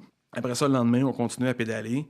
Puis on se rendait jusqu'à Cabano. Puis là, ça, c'était une bonne journée. Rendu à Cabano, on prenait le traversier, on allait au parc du lac Témiscouata. Ça, c'est une petite journée. On avait campé au parc du lac Témiscouata. Super beau parc de la CEPAC, avec flambant neuf, en fait. Là. Super bien aménagé. Un nouveau parc? Oui, ça fait 3-4 ans qu'il est ouvert seulement, je pense. OK. Puis on avait réservé une tente Utopia. Là, on avait rechargé nos batteries le plus possible. On s'était reposé un peu. Puis on était reparti. Puis là, on avait traversé les routes fraîchement asphaltées du parc en direction est. Puis là, c'est des routes très sinueuses, assez pentues, mais pas trop. Ça fait encore partie du petit Témis? Non, là, on est à l'autre bord du lac. OK. Fait que là, on est, dans le fond, l'autre bord. On est dans le parc de la CEPAC. Les chemins sont dans la CEPAC, je me trompe pas. Mais c'est de la belle asphalte flambant neuve. Fait que là, on roule vite. On est tout seul. C'est vraiment tripant. T'as le vent en face. C'est vraiment vivifiant. Jusqu'à temps qu'on arrive à la fin de la partie asphaltée. Où là, t'as les employés de la voirie en train d'asphalter. Ouais, OK. Et la garnotte qu'ils mettent en dessous de l'asphalte, là, n'est pas très amicale pour les vélos. Non. Parce que là, c'est pas de la petite garnotte fine de chemin de piste cyclable, c'est la grosse caillasse qui va accueillir de l'asphalte chaude. Mhm. Fait que là, c'est mou, les roues rentrent dedans, puis ça, on avait, je sais pas, une dizaine de kilomètres à faire là-dessus. Oh my God, c'est long 10 km dans ce genre de surface-là. Là. Ouais, ça allait quand même bien, mais c'est le début de la journée, hein, fait que c'était pas si pire. En fin de journée, on aurait peut-être chialé un peu plus. Oui. Fait que là, on sort de là, on arrive à, je me trompe pas, c'était Saint-Michel de Squatec. Petit village à l'est du parc du lac Témiscouata. Et là, on se dit, OK, là, on pique vers le nord, on s'en va à Trois-Pistoles. Fait que, on se dit, OK, il faudrait bien se pogner de quoi pour dîner. Est-ce qu'il y a une épicerie à Squatec? On sait pas trop. Tu es un dépanneur? On sait pas. Là, on croise un monsieur qui est en train de peinturer son perron. Fait qu'on lui dit, excusez-moi, c'est où le dépanneur ou l'épicerie la plus proche? Fait que là, il fait, ah! Ben, je suis par là, tourne à droite, puis après ça à gauche, puis après ça à droite, puis peut-être à droite, puis à droite après, puis tu vas le trouver. OK, bon, je vais peut-être ajouter un petit peu de droite puis gauche, mais c'était dans ces eaux-là. Ouais. Fait que là, on dit merci beaucoup, mais là, monsieur est curieux, il dit, ah, ben, vous faites quoi, tu sais, vous êtes en bicycle, les bagages, surtout les sacoches, ces vélos, ça attire bien gros l'attention, le monde pose bien des questions. Fait que je dis, ah, ben, on s'en va à Trois-Pistoles, on arrive de Montréal, on jase un peu. Je dis, là, ah ouais, c'est là à Trois-Pistoles. Vous allez passer par où? Ah, on pensait prendre la 295, là, puis après ça, la 293. Et là, mais ça, les arbres, vous autres? Ben, oui. Les arbres? Oui. OK. Ben là, ça va, les arbres. Tourne-toi, là, il y en a, là. Ouais.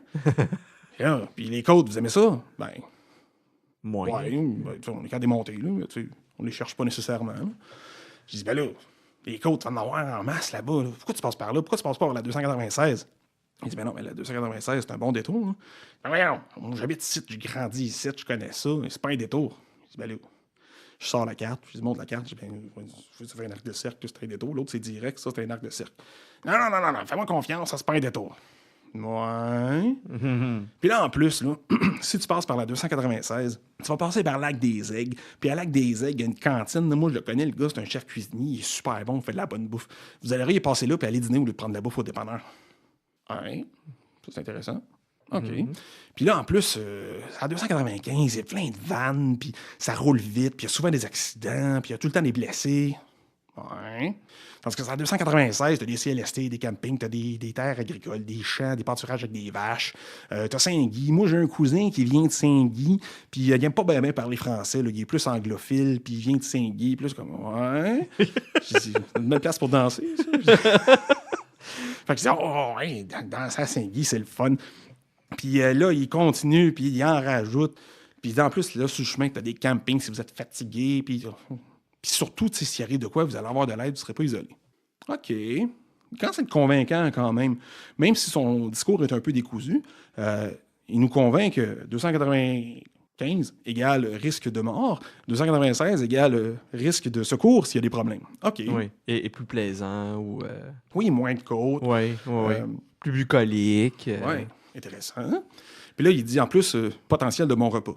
OK. Fait que là, entre-temps, il dérive un peu, tu sais. Puis là, il commence à me dire, ah oui, puis vous allez à Trois-Pistoles, hein? Vous avez entendu parler de l'église de Trois-Pistoles? Ben, c'est une église. Non, mais l'église de Trois-Pistoles a été construite par le diable. Hein? Oh, il y avait un cheval qu'il fallait surtout pas déceler, parce que si on le décellait, je me souviens plus de tout de la... Il y a des légendes, oui. Ouais. Des affaires à Félix Leclerc. Je pense qu'il y a des romans qui racontent ces légendes-là. Oui, effectivement, j'en ai lu un qui parlait de ça. Fait que là, on se dit, OK, bon, c'est très amusant. Tout ça, c'est très, très terroir. Oui, effectivement. Fait qu'on se dit, OK, ben, coudonc, on passe par là. Fait que, bon, ben, on le remercie, on le salue. On part à 296, on suit ses indications. Il dit, là, montez par là, vous avez une petite côte, là, puis après ça, vous allez tourner à droite. Ouais, petite côte. Petite côte de, je sais pas, 10%. Ah, quand même. Petite côte. Fait qu'on roule, on pogne la petite côte, on descend vers Lac des Aigles. Lac des Aigles qui porte bien son nom d'ailleurs, parce qu'on a vu plusieurs pigargues à tête blanche qui volaient au-dessus de nous. Ah ouais? C'est vraiment une belle place, petit village sympathique, avec une cantine qui a un chef hors pair, mais qui était fermé. Ah! Fait qu'on est allé... Tout ça pour ça. Pour vrai. Fait que là, on est allé à la cantine ou le restaurant, je me souviens plus, je pense que c'était... Landane ou un truc comme ça, genre chez Langis, c'est Daniel. Là, oui. Je sens qu'il y avait Langis là-dedans, puis quelque chose dans le genre. Petit restaurant de l'extérieur qui paye pas de mine, mais en dedans, ça a l'air d'un beau petit restaurant à thématique dans le rouge, les petits rideaux rouges à carreaux. Oui. Chaleureux. Fait que là, moi, j'avais faim. On avait roulé pas mal. On avait eu la bonne pente quand même. Puis là, on avait, je sais plus, là, déjà une quarantaine de kilomètres dans le corps. Moi, j'avais le goût de manger du spaghette. Il n'y avait pas de spaghette. Mais on venait de fêter à Saint-Jean. Puis je parle à la madame, je dis, pas de pâtes, moi, je veux des pâtes. Il dit, on a mis des jours, je veux des pâtes. Attends un peu, il me reste peut-être une portion de lasagne que j'ai préparée le soir de la Saint-Jean. Je dis, OK, elle vient de me révéler que c'était des restants d'il y a 2 jours, mais. Elle va checker, elle avait effectivement une part de lasagne qui restait. Je dis, parfait, je la prends. C'était super bonne. Vraiment, on a bien mangé, c'était sympathique et tout. On part de là. Mais là, entre-temps, le vent s'était levé. Et il s'était levé pas pire, parce que, comme je disais tantôt, le vent, en après-midi, il vient plutôt du large vers les terres. Pas l'inverse. OK. Et on s'en allait vers le large et on était dans les terres. Puis il ventait en Simonac. Fait que là, c'est comme, OK, on part, on roule. Dans le sens du vent. Avec une lasagne dans le corps. Avec une lasagne dans le corps. Mais la lasagne était quand même bienvenue. Et là, on réalise que le 296 en question, c'est pas du tout pas pentu. Ah, il n'y a pas tant d'arbres que ça. Mais c'est des pentes, des successions de pentes à, je dirais en moyenne, là, la plupart du temps, c'était pas marqué, c'est plus une interprétation, là. Mais c'est en 10 à 14%. Tabarnouche. Mais pas comme le chemin basque. OK. Non. Là, c'était, tu descends de 100 à 150 mètres, tu remontes de 100 à 150 mètres, tu redescends, tu remontes, tu redescends, tu remontes. Puis là, on est 3 gars. Ouais. Puis le monsieur qui vous a parlé de ce chemin-là, il l'a probablement jamais fait en vélo, là. Non. Il l'a fait en auto. Mais en fait, moi, j'en suis venu à penser que son histoire de diable, c'était une façon de nous dire qu'il se foutait de notre gueule. Ah, okay. Je suis pas sûr à 100%. Peut-être qu'il était réellement 100% bien intentionné, mais moi, je pense qu'il a rigolé toute la journée. Ah, OK. Parce que c'était intense. On est 3 gars. Moi, je suis le plus pesant des 3. Le plus en forme de nous 3 pèse à peu près 70-80 livres de moins que moi. Fait que quand on montait les côtes, il arrivait le premier en haut, mais quand on les descendait, on le doublait. C'était pas long. Écoute, on avait des odomètres, des cyclomètres. Oui. On a pied des pointes au-dessus de 70 km/h dans ces descentes-là. Oh, oui. Ça roulait, là. Puis, fait que là, on descendait, puis là, on recommençait à monter la montée suivante, plutôt que lui avait fini de descendre l'autre d'avant, parce qu'on était plus pesant. Mm-hmm. Puis, à 2 reprises, il a fait comme, je pensais que vous alliez tomber sur le dos. Tellement que lui, il nous voyait, là, il avait l'impression qu'on montait un mur. Oh my God. C'était intense. En fait, moi, à un moment donné, j'étais plus capable de les monter d'une traite. Là. J'avais spoté les poteaux électriques. Puis, je me disais, OK, prochain poteau. Pied à terre, reprends mon souffle. OK, prochain poteau. C'était hyper difficile. On a tous un peu eu un effondrement. Chacun notre tour. Puis après ça, moi, je suis tombé sur le mode stand-by, genre, ça durera le temps que ça durera, mais on va survivre. Parce que j'avais atteint un équilibre de je suis fatigué, on avance, je suis fatigué, on avance, mais c'était relativement stable, mais ça allait pas vite. Fait que là, par rapport à ce qu'on avait prévu, ils nous avaient rajouté quelque chose comme 250 mètres de dénivelé puis 20 km de trajet. Et c'était désert. Tu sais, on roulait à 70 km/h dans la descente, mais il n'y avait aucun char. Un de mes amis, il avait entendu les pâturages. Toute la journée, il a fait comme, mais ils sont où les vaches? Ils sont où les vaches? Moi, je voulais voir des vaches. Ils sont où les vaches? CLSC, oublie ça. On est fini par croiser Saint-Guy. Il y avait des tumbleweeds, ils faisaient village désert. Oui, limite, il y avait des portes western craquant un peu de billets de guingois comme dans des e-towns. L'église était à vendre. Oh my God. C'était... Il y avait Palm qui vivent. C'est peut-être vraiment foutu de votre gueule. Je pense que oui. Ou lui, il avait une vision de ce coin-là qui datait de peut-être il y a longtemps, puis sa vision dans sa tête n'avait pas changé. Là, mais... Écoute, Saint-Guy, il reste peut-être 2-3 habitants, parce que je pense qu'il y avait des érablières encore en fonction. Mais c'est un village fantôme. C'est mort. Il n'y a plus rien là-dedans. Puis au-delà de Saint-Guy, on est atteint, finalement, parce qu'on était dû, on avait besoin d'eau, un dépanneur qui s'appelait Point d'aide. Et qui portait... Si bien nommé. Vraiment. Parce qu'on est rentré et on y a trouvé Point d'aide. Ah non?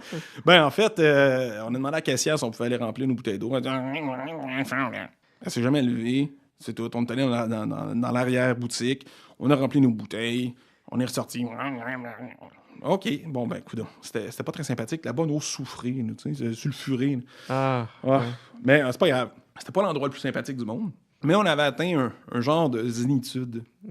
On se disait, nous arriverons quand nous arriverons. Puis l'ironie, c'est que, vu que c'était des très hautes côtes, ben, on s'entend, là, c'est pas le Mont Ventoux, là, mais c'est des bonnes côtes pareilles, on voyait pas à l'horizon. L'horizon, c'était le haut de la côte d'après. Fait qu'à chaque fois, on se disait, là, la prochaine, là, en haut de la côte, on va voir le fleuve. Ah, tiens, non.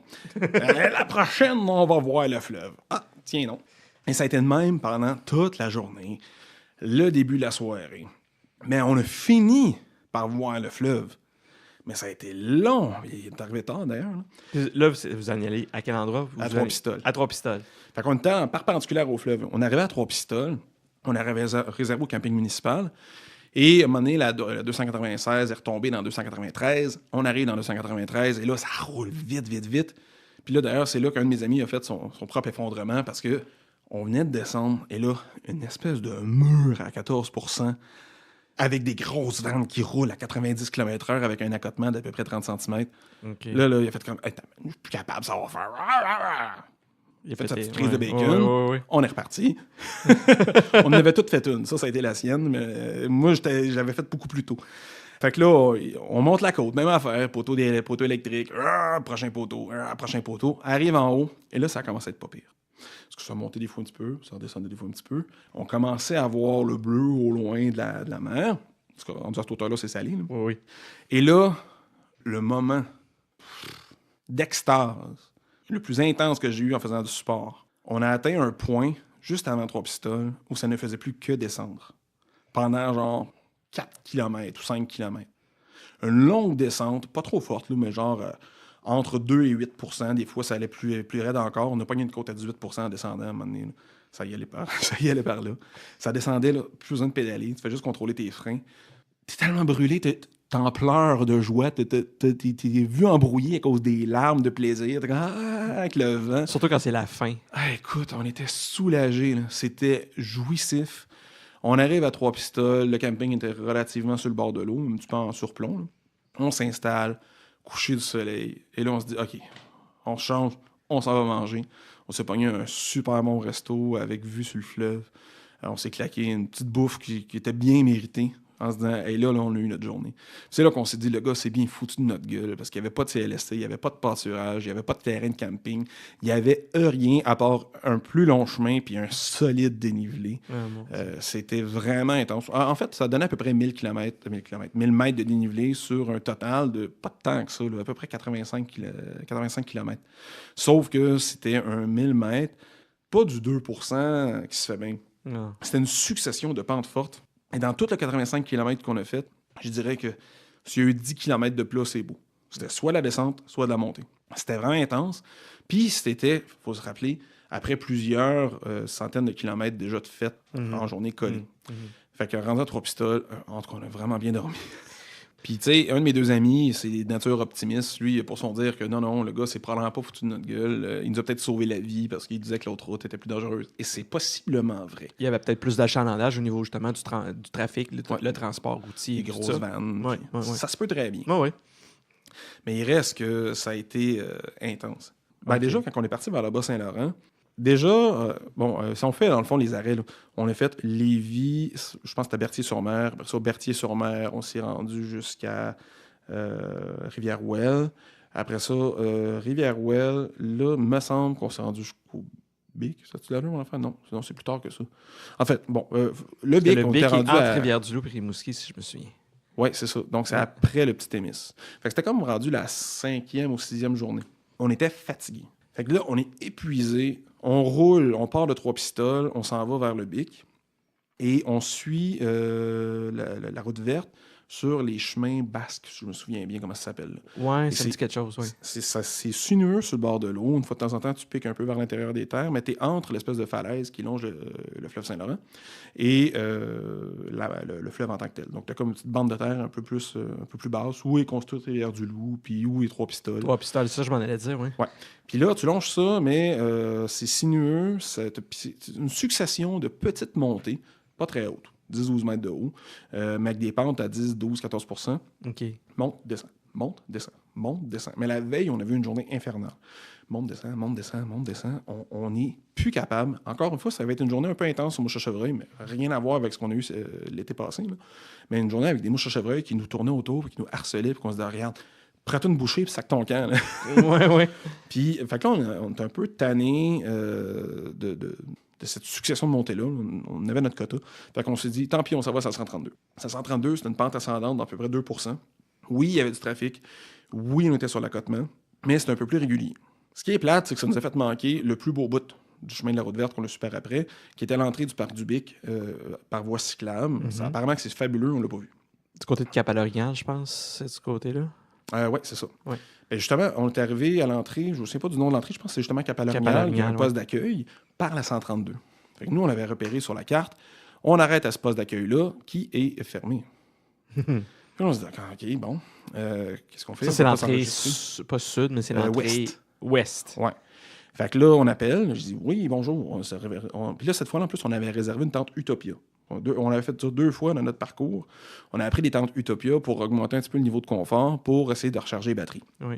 Fait que ça nous prenait donc soit un code, soit la clé du cadenas de la tente Utopia en question. Fait que là, on appelle le parc du Bic, on dit, bon, excusez, on avait réservé une tente, on voulait s'enregistrer, le poste d'accueil est fermé.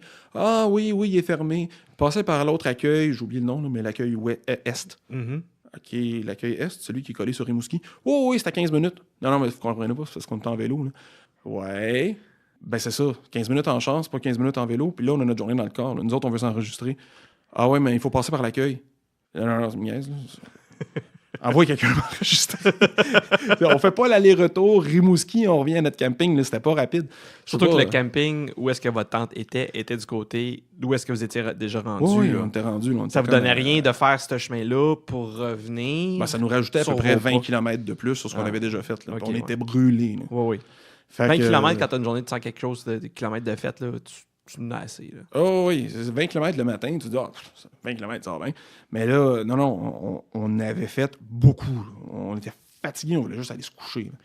Fait que là, j'en stine un peu avec le gars, je pogne un peu une air, je suis un peu vraiment pas content. Finalement, on se rend à l'évidence, pas le choix. Fait qu'on rentre dans le parc du Bic, on suit la piste cyclable, qui est super belle en passant. Oui, c'est un beau, oui, c'est magnifique. On était juste plus trop en état d'apprécier, mais c'était vraiment beau. Fait que là, on roule, on s'en va vers l'accueil. Puis là, à mi-chemin de l'accueil, on était super chanceux. On a tombé sur un genre de gardien du parc qui roulait dans un mini pick-up plus petit pour rouler dans les service, cyclables. Ouais. Puis là, on nous dit, en fait, on le croise, on pique une jasette, on lui dit, bon, on s'en va chercher notre clé, la tente Utopia à l'accueil. Il dit, vous n'avez pas pu vous enregistrer? Ben non, le poste était fermé. Finalement, il voit qu'on est vraiment à bout. Fait qu'il dit, écoutez, allez au camping, mais allez vous chercher la clé. Allez vous l'apporter. C'est cool, ça. On a vraiment été chanceux. Fait que finalement, on a reviré de bord. On est allé vers notre terrain de camping. Entre-temps, lui, il avait eu le temps de faire l'aller-retour avec son pick-up. Il est allé chercher la clé. Il nous avait débarré notre tente. Il nous avait laissé la clé. Fait que nous autres, on est arrivés. La tente était débarrée. Moi, je suis rentré dans la tente. Je me suis garoché sur le lit. J'ai fait un somme d'une demi-heure. Puis après ça, ben écoute, on était au parc du Bic. Le camping, il était dans une baie. La baie, je pense... principal, je ne sais pas de son nom. Oui. Et avec le coucher du soleil entre les falaises que de chaque côté de la petite baie, c'était de toute beauté, c'était à couper le souffle. Ouais. Ça, moi, c'est un de mes parcs préférés. Je pense des parcs de la CEPAC au Québec, là, c'est le parc du Bec. Malheureusement, je n'y vais pas assez souvent. Là. Mais effectivement, c'est époustouflant. Là. C'est vraiment un beau parc, ça vaut vraiment la peine. Puis si jamais on y va en vélo, il faut juste penser que l'accueil du côté ouest, il est pas ouvert. Mais c'est ça, c'était à quelle période de l'année?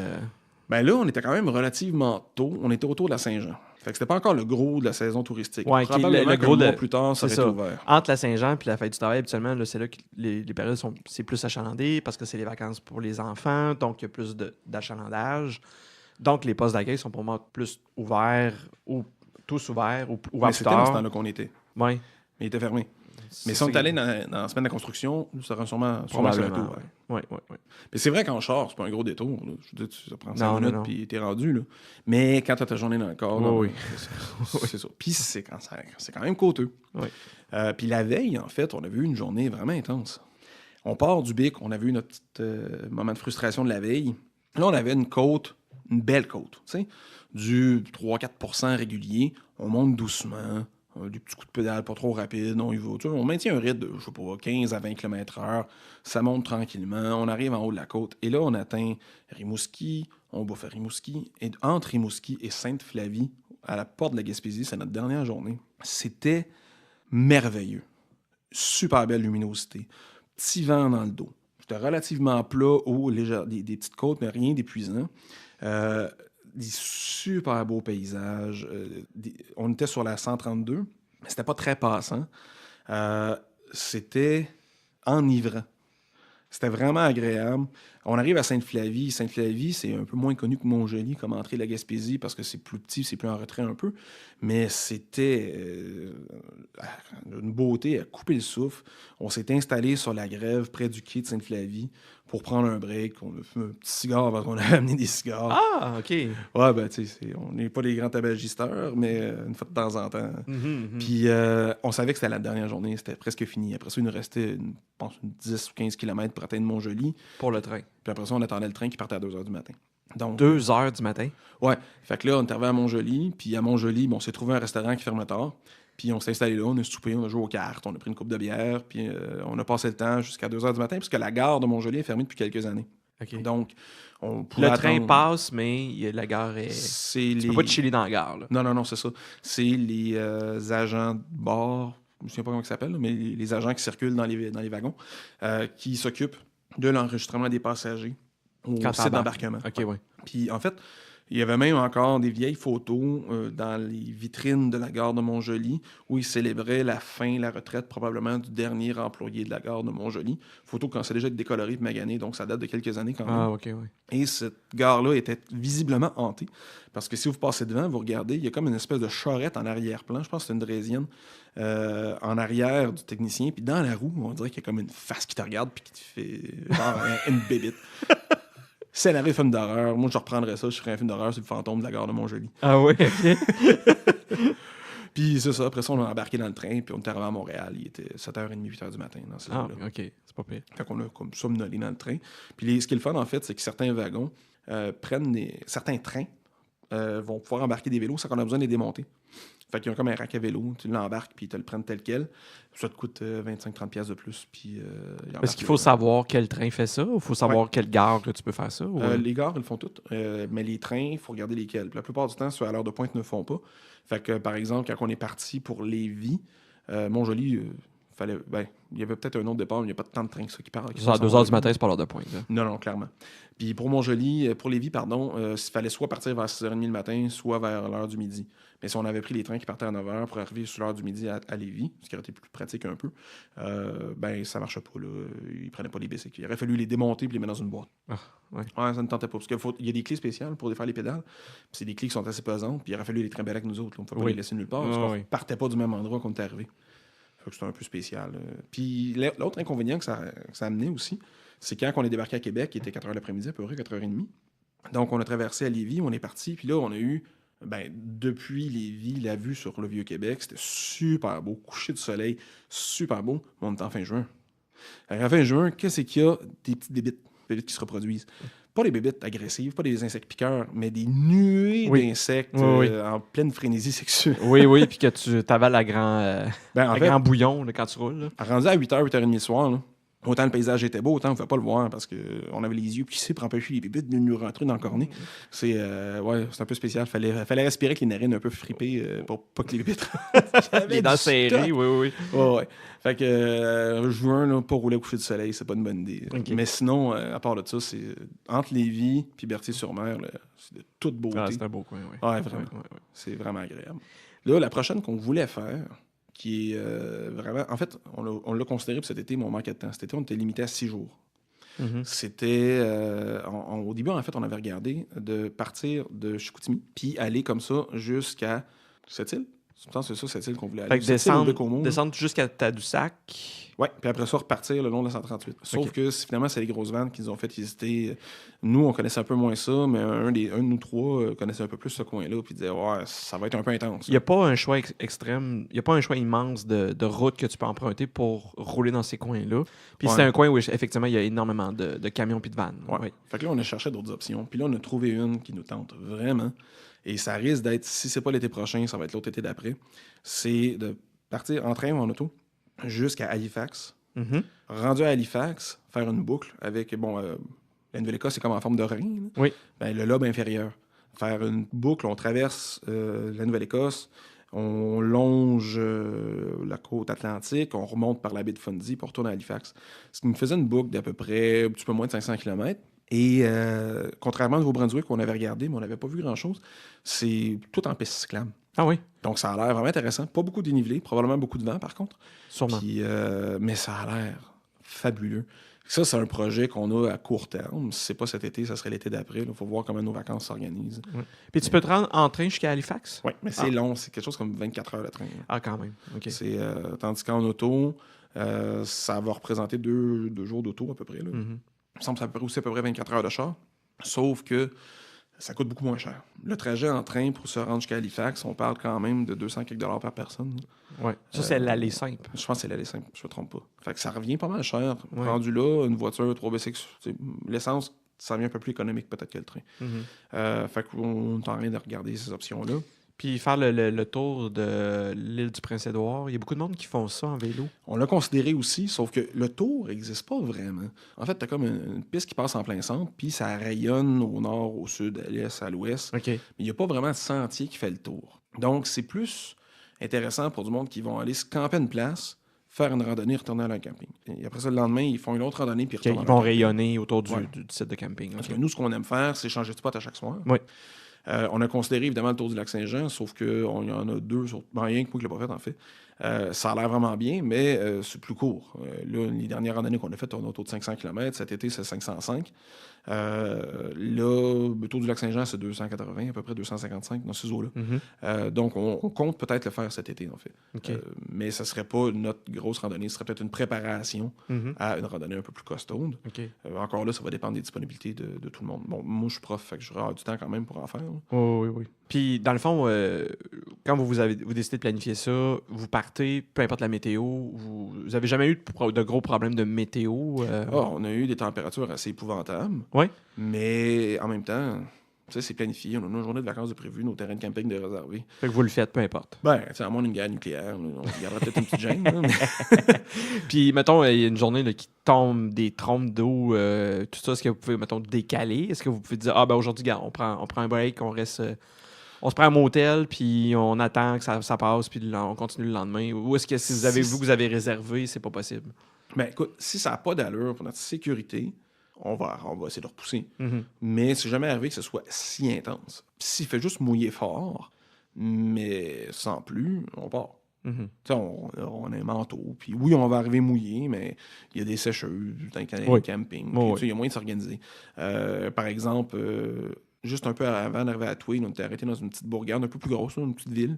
Et on avait arrêté justement à acheter de quoi boire, faire le plein d'eau, on avait mangé, on a acheté un petit peu de bouffe. Non, ça va, avant d'arriver à Tweed, c'était avant d'arriver à un autre terrain de camping sur le bord d'une autoroute, ça. Mais un super beau terrain de camping, j'ai oublié le nom malheureusement. Là. Mais sur le bord d'un lac. Tout petit lac, mais beau lac. Super beau terrain de camping. Puis on avait arrêté dans une petite ville à acheter du stock. Puis là, on avait justement pogné une bonne pluie. Il a mouillé. Ouais, ouais. De toute façon, pendant que tu roules, tu transpires, puis l'eau de pluie, la transpiration, ça finit par se mélanger. Oui. Des fois, ça nettoie aussi. Ça nettoie un peu, effectivement. Surtout quand t'es rendu croûté de sel, là, à force de rouler ou à la grosse chaleur. Là. Ben, cet été, on a fait ça en juillet. Hein, fait qu'on a encore pogné des chaleurs de 32, 35 degrés Celsius, plus l'humidité. Oui. Ben, on y a goûté l'été passé. Il a fait chaud. Là, Ouais. On a eu des super belles fins de semaine. Il n'y a pas une fin de semaine l'été passé que j'ai pas fait du vélo. Il n'y a aucune excuse pour pas faire de vélo l'été passé parce qu'à toutes les fins de semaine, il faisait beau. Ouais. Fait que c'était facile. Mais effectivement, il faisait chaud. Ben, avant d'arriver à Calator, justement, où là, on avait mangé la poutine au cornichon, là, Oui. on était en train de jongler avec un mélange déshydratation/insolation. Ouais. Il faisait extrêmement chaud, le soleil plombait, puis on était dans des coins assez peu peuplés, donc il n'y avait pas beaucoup d'endroits pour se ravitailler. Ouais. On avait dîné tard, d'ailleurs. Là, je pense qu'il était quasiment 3 heures l'après-midi quand on a mangé. Là. OK. Puis quand vous planifiez les trajets, moi ce que je fais, là, parce que je suis peut-être un petit peu maniaque, là, je vais vraiment beaucoup regarder. Je vais me prévoir un trajet. Je le trace sur un site qui s'appelle Ride with GPS. Puis après ça, ce qui est le fun avec ce site-là, c'est que tu peux faire du Google Street View. Tu peux aller voir les routes. Fait que tu peux voir sur place, sur les routes que tu veux emprunter, de quoi la route a l'air, de quoi l'accotement a l'air, de quel genre de paysage, quel genre de côte ou de montée que tu vas avoir. Puis aussi un bon indice, souvent, c'est si tu regardes une route, puis que dans plusieurs des images que tu vois défiler quand tu avances sur le chemin, s'il y a beaucoup de camions, s'il y a beaucoup de vannes, ben là, ça peut déjà te donner une idée. Ouais, OK, là, ça risque d'être un chemin qui est un peu problématique. Puis l'autre chose que j'utilise aussi sur le site Strava, il y a un heat map, qui est comme un endroit où est-ce que les gens qui passent souvent sur les mêmes routes, ça va laisser comme... C'est comme une signature, une carte de densité ou une signature de fréquentation. Ouais. Dans le sens que tu vas voir que si les gens, mettons, que ce soit des coureurs, des cyclistes, ils vont... Qu'est-ce qu'il y a? Ben, je veux dire que ça devait être pas bien rouge là où on a passé. Probablement pas, non. Puis, mais c'est ça, fait que ça te permet de voir, OK, ben les gens, ils préfèrent passer, mettons, si tu hésites entre deux chemins, ben tu dis qu'il y a beaucoup plus de passages sur ce chemin-là. Ben ça va donner une idée, ben OK, probablement que ce chemin-là, il est plus fréquenté, il y a une raison, il est sûrement plus agréable. Ben écoute, la raison est... En fait, la réponse à ce que tu mentionnes, en fait, c'est oui et non. Strava, je connaissais pas. En fait, je connaissais le nom de Strava, mais je n'étais jamais allé voir. Puis le heatmap en question, c'est vraiment intéressant. Ride with GPS, m'en a parlé cet été, mais je ne connaissais pas avant ça. Sinon, on le faisait déjà, le Google Street View. Sauf que ça a ses limites, parce que dès que tu sors des routes pour aller sur des pistes cyclables, il n'y en a plus. Les pistes cyclables, non, effectivement. C'est ça. Puis l'autre affaire, c'est pour les dénivelés. Le dénivelé des pistes cyclables est estimé, mais c'est vraiment pas fiable. C'est généralement sous-estimé. Oui. Donc, c'est modérément intéressant. C'est intéressant, mais c'est pas un outil de planification super fiable. Mais j'avoue qu'on est un peu peut-être vieillot dans notre façon de planifier, c'est-à-dire qu'on y va beaucoup, oui, avec Google Maps, mais on traîne des cartes papier quand même. Oui. En cas où on n'a pas d'ombre. Puis dans le fond, on regarde la distance, la possibilité d'arrêt, puis c'est quoi l'intensité du dénivelé. Puis si le dénivelé n'a pas d'allure, on l'avait regardé, par exemple, pour couper le tour de la Gaspésie en deux. Faire, mettons, on part de Matane ou Sainte-Anne-des-Monts, puis on fait une boucle, puis on traverse. On savait que ça marcherait pas. On essayait pareil à travers les monts Chic-Choc en passant par Murdochville. Oh! Ben, tu sais, c'est pas si pire, là. C'est comme 4000 mètres de dénivelé sur 80 km.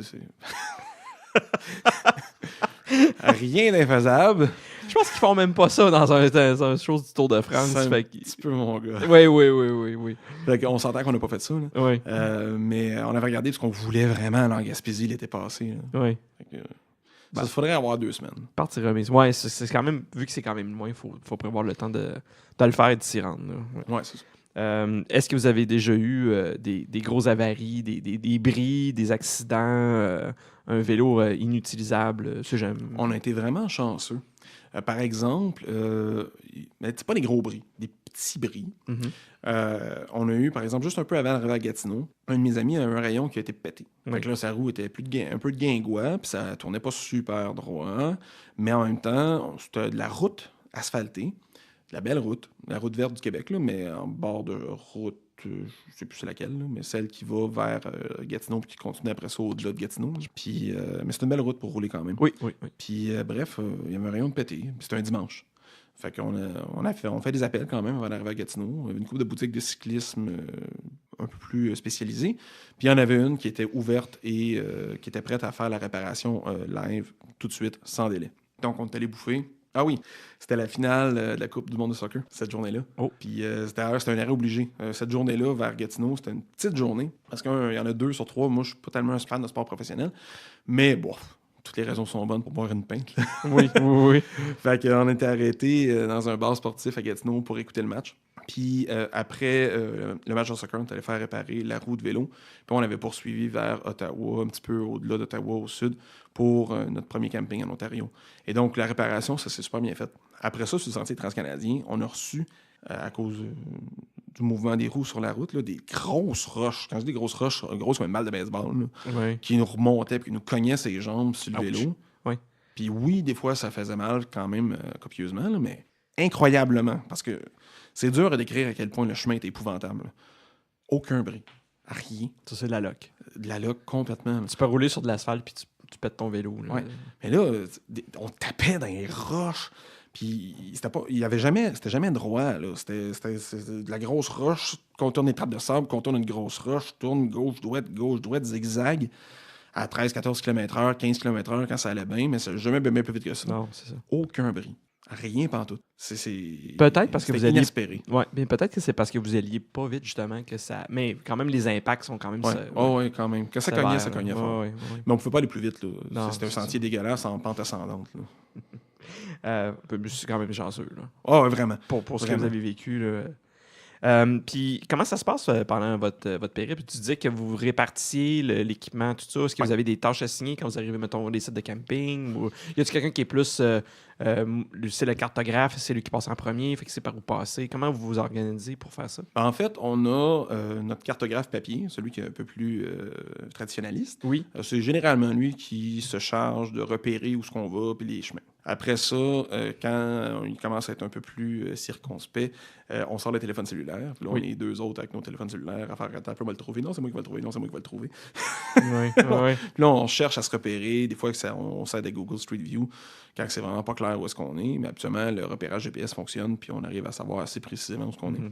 Mais des fois, même quand le point nous trouve, qu'est-ce qui est le nord, qu'est-ce qui est le sud, qu'est-ce qui est l'est, qu'est-ce qui est l'ouest, c'est pas toujours si évident que ça, même à Google Street View. Donc, dans quel sens il faut partir? Des fois, il faut s'arrêter pour jaser. Sinon, à proprement parler, il n'y a pas vraiment d'attribution. Souvent, c'est le premier qui est prêt. Là. Comme les tentes, dans le fond, on est 3, mais il y en a 2 qui possèdent chacun une tente. Fait que c'est surtout nous autres qui les montent avec l'aide de l'autre. Oui. Après ça, quand on peut faire un feu, cet été, on n'a pas été chanceux. Il y avait beaucoup d'interdictions de feu à cause de la chaleur. Oui. Mais quand on peut faire un feu, le premier qui est prêt il commence à taponner le feu. Puis je dirais que la tâche peut-être la plus urgente, mais encore une fois, elle n'est pas assignée. C'est vraiment la première personne qui est prête à le faire. Mais c'est quelque chose qu'il faut faire sans tarder. C'est vital. C'est la préparation à la cafetière le lendemain matin. Parce que vous traînez du fioul pour le cafetière puis tout ça. Oui, on traîne une cafetière Moka de 9 tasses, puis assez de café pour la semaine, avec un petit brûleur. Là, mais minimaliste, là, juste pour dire qu'on est capable de se faire un café pas mal dans toutes circonstances. Des fois, on s'en fait sur l'heure du dîner aussi. Ça, c'est apprécié. Oui, c'est ça. Mais sinon, non, il n'y a pas tellement de tâches attribuées. On va surtout essayer de se répartir le matériel le plus uniformément possible. Puis souvent, on fait des ajustements en cours de route pour compenser pour soit des ajouts, soit que, tu sais, par exemple, celui qui traîne un sac de bâton, ben, quand il n'y a plus de bâton, il rajoute du stock pour compenser, pour rééquilibrer. Puis à un moment donné, on avait acheté un cruchon de bière. Un growler? Oui, 4 litres en vitre. Ça, c'est quand même pesant. On l'a gardé, il était super beau. Il est encore chez nous, je fais du kombucha dedans. OK. Puis on l'avait acheté dans je pense que c'est La Grange ou quelque chose en genre, à 3 pistoles. Fait qu'on avait trimballé la bière jusqu'au bic. Si je te demandais, s'il y avait un endroit que tu aimerais retourner dans tes expéditions de vélo, s'il y en avait un que tu dirais, ça, je suis game d'y retourner parce que j'ai vraiment trippé, ça serait lequel? Un endroit en particulier ou un trajet? Un trajet comme un endroit, tu pourrais faire un autre trajet, mais mettons, il y a un secteur que tu as fait que tu as vraiment apprécié. Là. Ah, le bas du fleuve. Le bas du fleuve. Puis la Gaspésie. Oui. Là, ben d'ailleurs, il y a le bout entre Rivière-du-Loup et Trois-Pistoles qu'on n'a pas fait. Oui. L'arrière du Bic qu'on n'a pas fait. Puis il y a tout le secteur en haut de la falaise. Ça, là, on a roulé plus sur la route verte, la 132. Mhm. Mais en hauteur, là où il y a les terres agricoles, il y a aussi des beaux sentiers, des routes pour faire du vélo. Que moi, je retournerais là, sans hésitation. Puis aller aussi plus vers le sud, vers Saint-Louis-du-AA, dans ce coin-là, n'importe quand. Ah, mais tout ça, c'est comme vraiment à l'intérieur des terres. Là. Oui, mais c'est pas parce que c'est à l'intérieur des terres. Non, c'est ça. Je dénigre pas ça vraiment au contraire. Ah non, je comprends, mais les paysages marins sont toujours à couper le souffle. Oui. Mais ça n'empêche pas, ça peut être aussi d'une beauté bucolique quand tu es justement dans la RPI avec plus la campagne, tout ça, le boisé. Ouais. Puis bon, éventuellement, j'aimerais ça poursuivre l'exploration vers l'est. Je suis un peu plus, je dirais, maritime Gaspésie que l'ouest, même si j'ai aimé notre trajet de cet été. Okay. Puis j'avoue que le tour de la Gaspésie... Ça te fatigue? Il faut qu'on... on est rentré, là. Il faut qu'on finisse le tour. Okay. C'est juste que ça demande un investissement de temps qui est plus difficile pour certaines personnes. Oui. Donc... ça serait quoi, un 10 jours? Ben, le trajet en tant que tel... Ouais, une dizaine de journées. Ça serait réaliste. Mais plus le temps de se rendre, plus le temps de revenir. Donc, ça redonne pas mal 2 semaines. Oui. 10 jours, encore là, pour un cycliste chevronné sur un vélo de route, pour faire cette distance-là, ça paraît un peu énorme. Mais notre but, c'est pas la performance. Non. Tu sais, c'est du cyclotourisme. Exact. Puis, on a trop souvent oublié dans nos trajets, on visait un nombre de kilomètres, mais c'est le fun, le tourisme aussi. Là, prendre le temps d'arrêter pour faire des choses, pour voir des trucs. Oui. Fait que le but, c'est pas de faire 200 km par jour. Le but, c'est de visiter, de voir, d'apprécier le moment. Puis 850 km de route en montagne, si tu fais ça en 6-7 jours, t'as pas le temps de visiter grand-chose. Là. Non. Tu sais, t'arrives, tu te couches, tu te relèves, tu repars. Là. Fait que, puis en Gaspésie, c'est tellement beau que ça vaut la peine de prendre le temps. Mais comme tu disais, vous êtes arrêté dans les restaurants, vous avez été dans les microbrasseries, vous êtes allé voir des paysages, des trucs comme ça. Vous avez pris le temps de voir le pays. Oui. Ce qui est la définition même du cyclotourisme. Là. Ben, c'est ça. Ouais. C'est exactement ça. C'est vraiment agréable parce que j'ai roulé là plein de fois dans tous ces coins-là en char. Toute ma vie, même quand j'étais jeune avec mes parents. C'est le fun, c'est beau. Mais quand tu es en vélo, le trajet, l'endroit que tu vas traverser en 3-4 minutes, mais en vélo, tu vas le traverser en 5-10 fois plus de temps. Et donc, ce que tu vois en un clin d'œil, mais là, tu le vois pendant les quelques minutes que tu le vois arriver. Tu es à côté de cet endroit-là, tu le dépasses, tu le vois sur toutes ses coutures, sur tous ses angles. Tu as le temps de le regarder dans tous les angles. Oui, puis là, c'est là que des fois, il y a des choses, des beautés qui se révèlent, qui resteraient non observées, non remarquées en voiture. Oui, puis tu as aussi tu vois des choses. Je pense que tu as un sens qui était dépourvu de ce sens-là quand tu es en voiture, c'est l'ouïe. Oui. C'est d'entendre ce qui se passe autour de toi. C'est quand tu es en vélo, à part le bruit des pédales puis des pneus sur l'asphalte, tu as le temps d'entendre les oiseaux, tu as le temps d'entendre le vent dans les arbres, tu as le temps... Il y a comme une autre dimension qui se rajoute sur... Il y a une autre couche qui se rajoute sur l'expérience que tu n'as pas quand tu es en voiture. Ouais. Puis il y a un autre aspect que j'apprécie beaucoup. Puis on le vit plus quand c'est une longue expédition, dans le sens où quand tu fais une randonnée d'une journée, tu le sens. Mais quand tu le fais, mettons comme aller à Gatineau. On s'est rendu à Gatineau en 3 jours, je pense. Ben 3 jours pour aller à Gatineau, là, j'aurais pu me rendre en 2 heures en char. Ah, c'est ça. Oui. Fait que là, la vitesse à laquelle on roule en vélo, c'est relativement comparable, à peu près la même. Fait qu'on roule à peu près à la vitesse d'une carriole dans le temps, dans les années 1800. Puis là, on prend toute la mesure des distances que nos ancêtres avaient à franchir. Oui. Puis quand on avait de la famille, je sais pas moi, qui venait de la Naudière, puis qui venait s'installer à Montréal, ben aujourd'hui, on se dirait, ben oui, on va y faire un tour dans 20 minutes. Non! Là, c'était comme, on va aller voir notre enfant qui s'installait à Montréal ou qui s'est parti d'une ferme dans les Laurentides, ben il partait pendant une journée pour se rendre, puis il revenait une autre journée de trajet. Oui.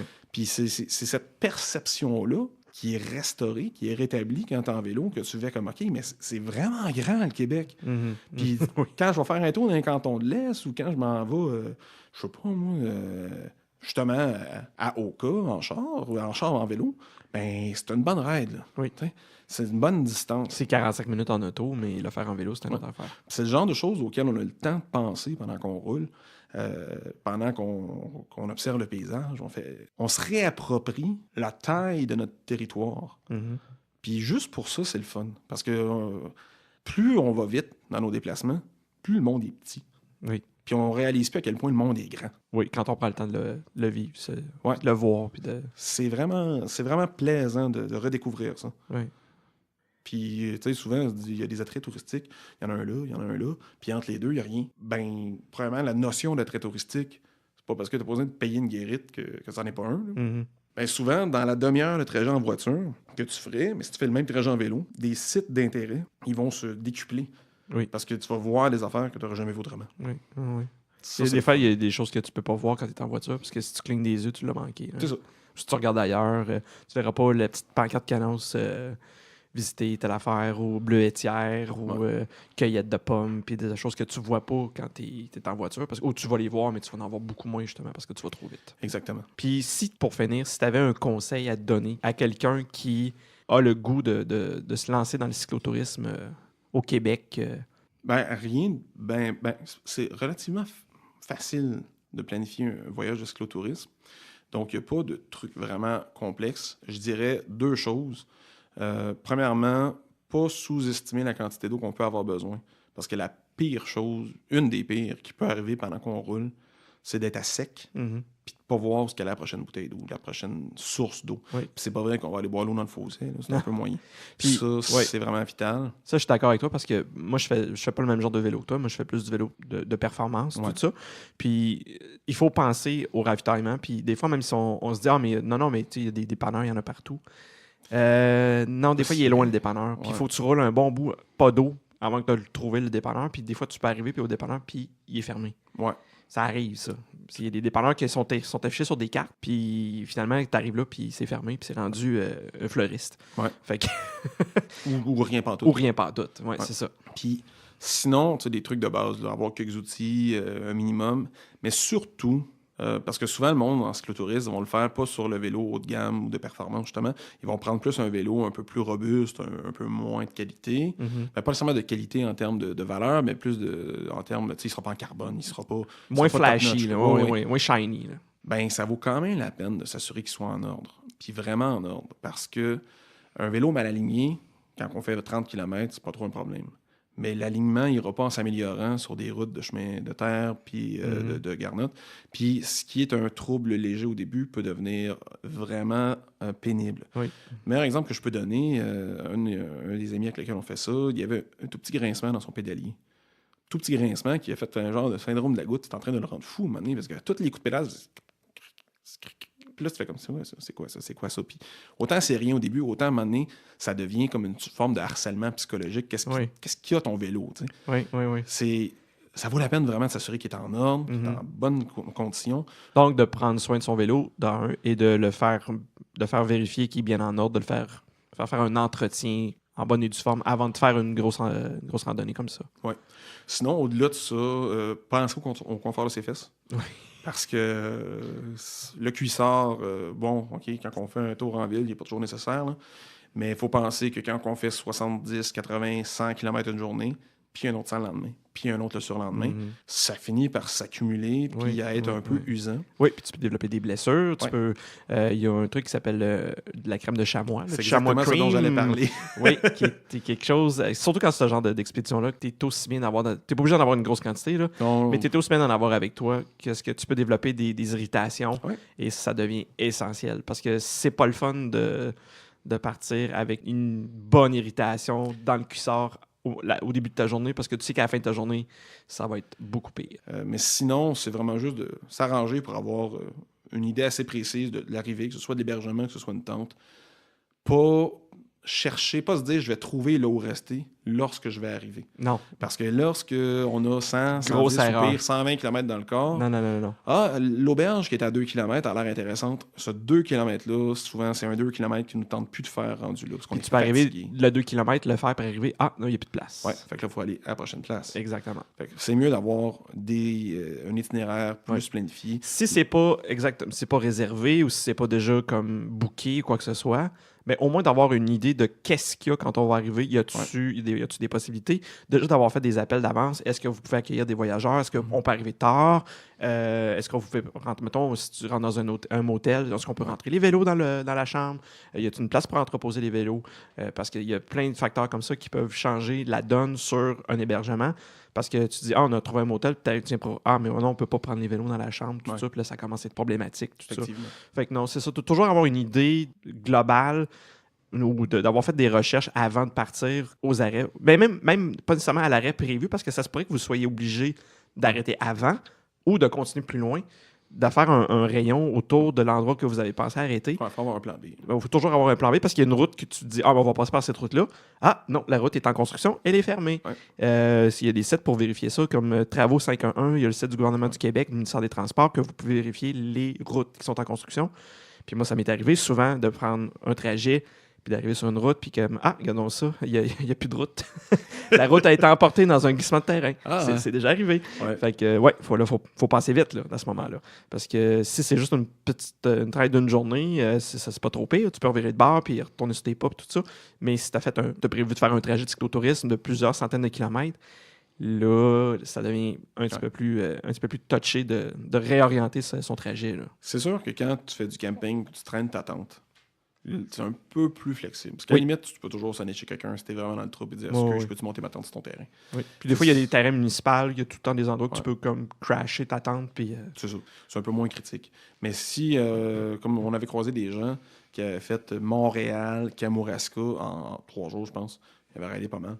Puis eux, ils faisaient ça léger. Là. Il y avait un petit peu de vêtements, bouteille d'eau, c'est tout.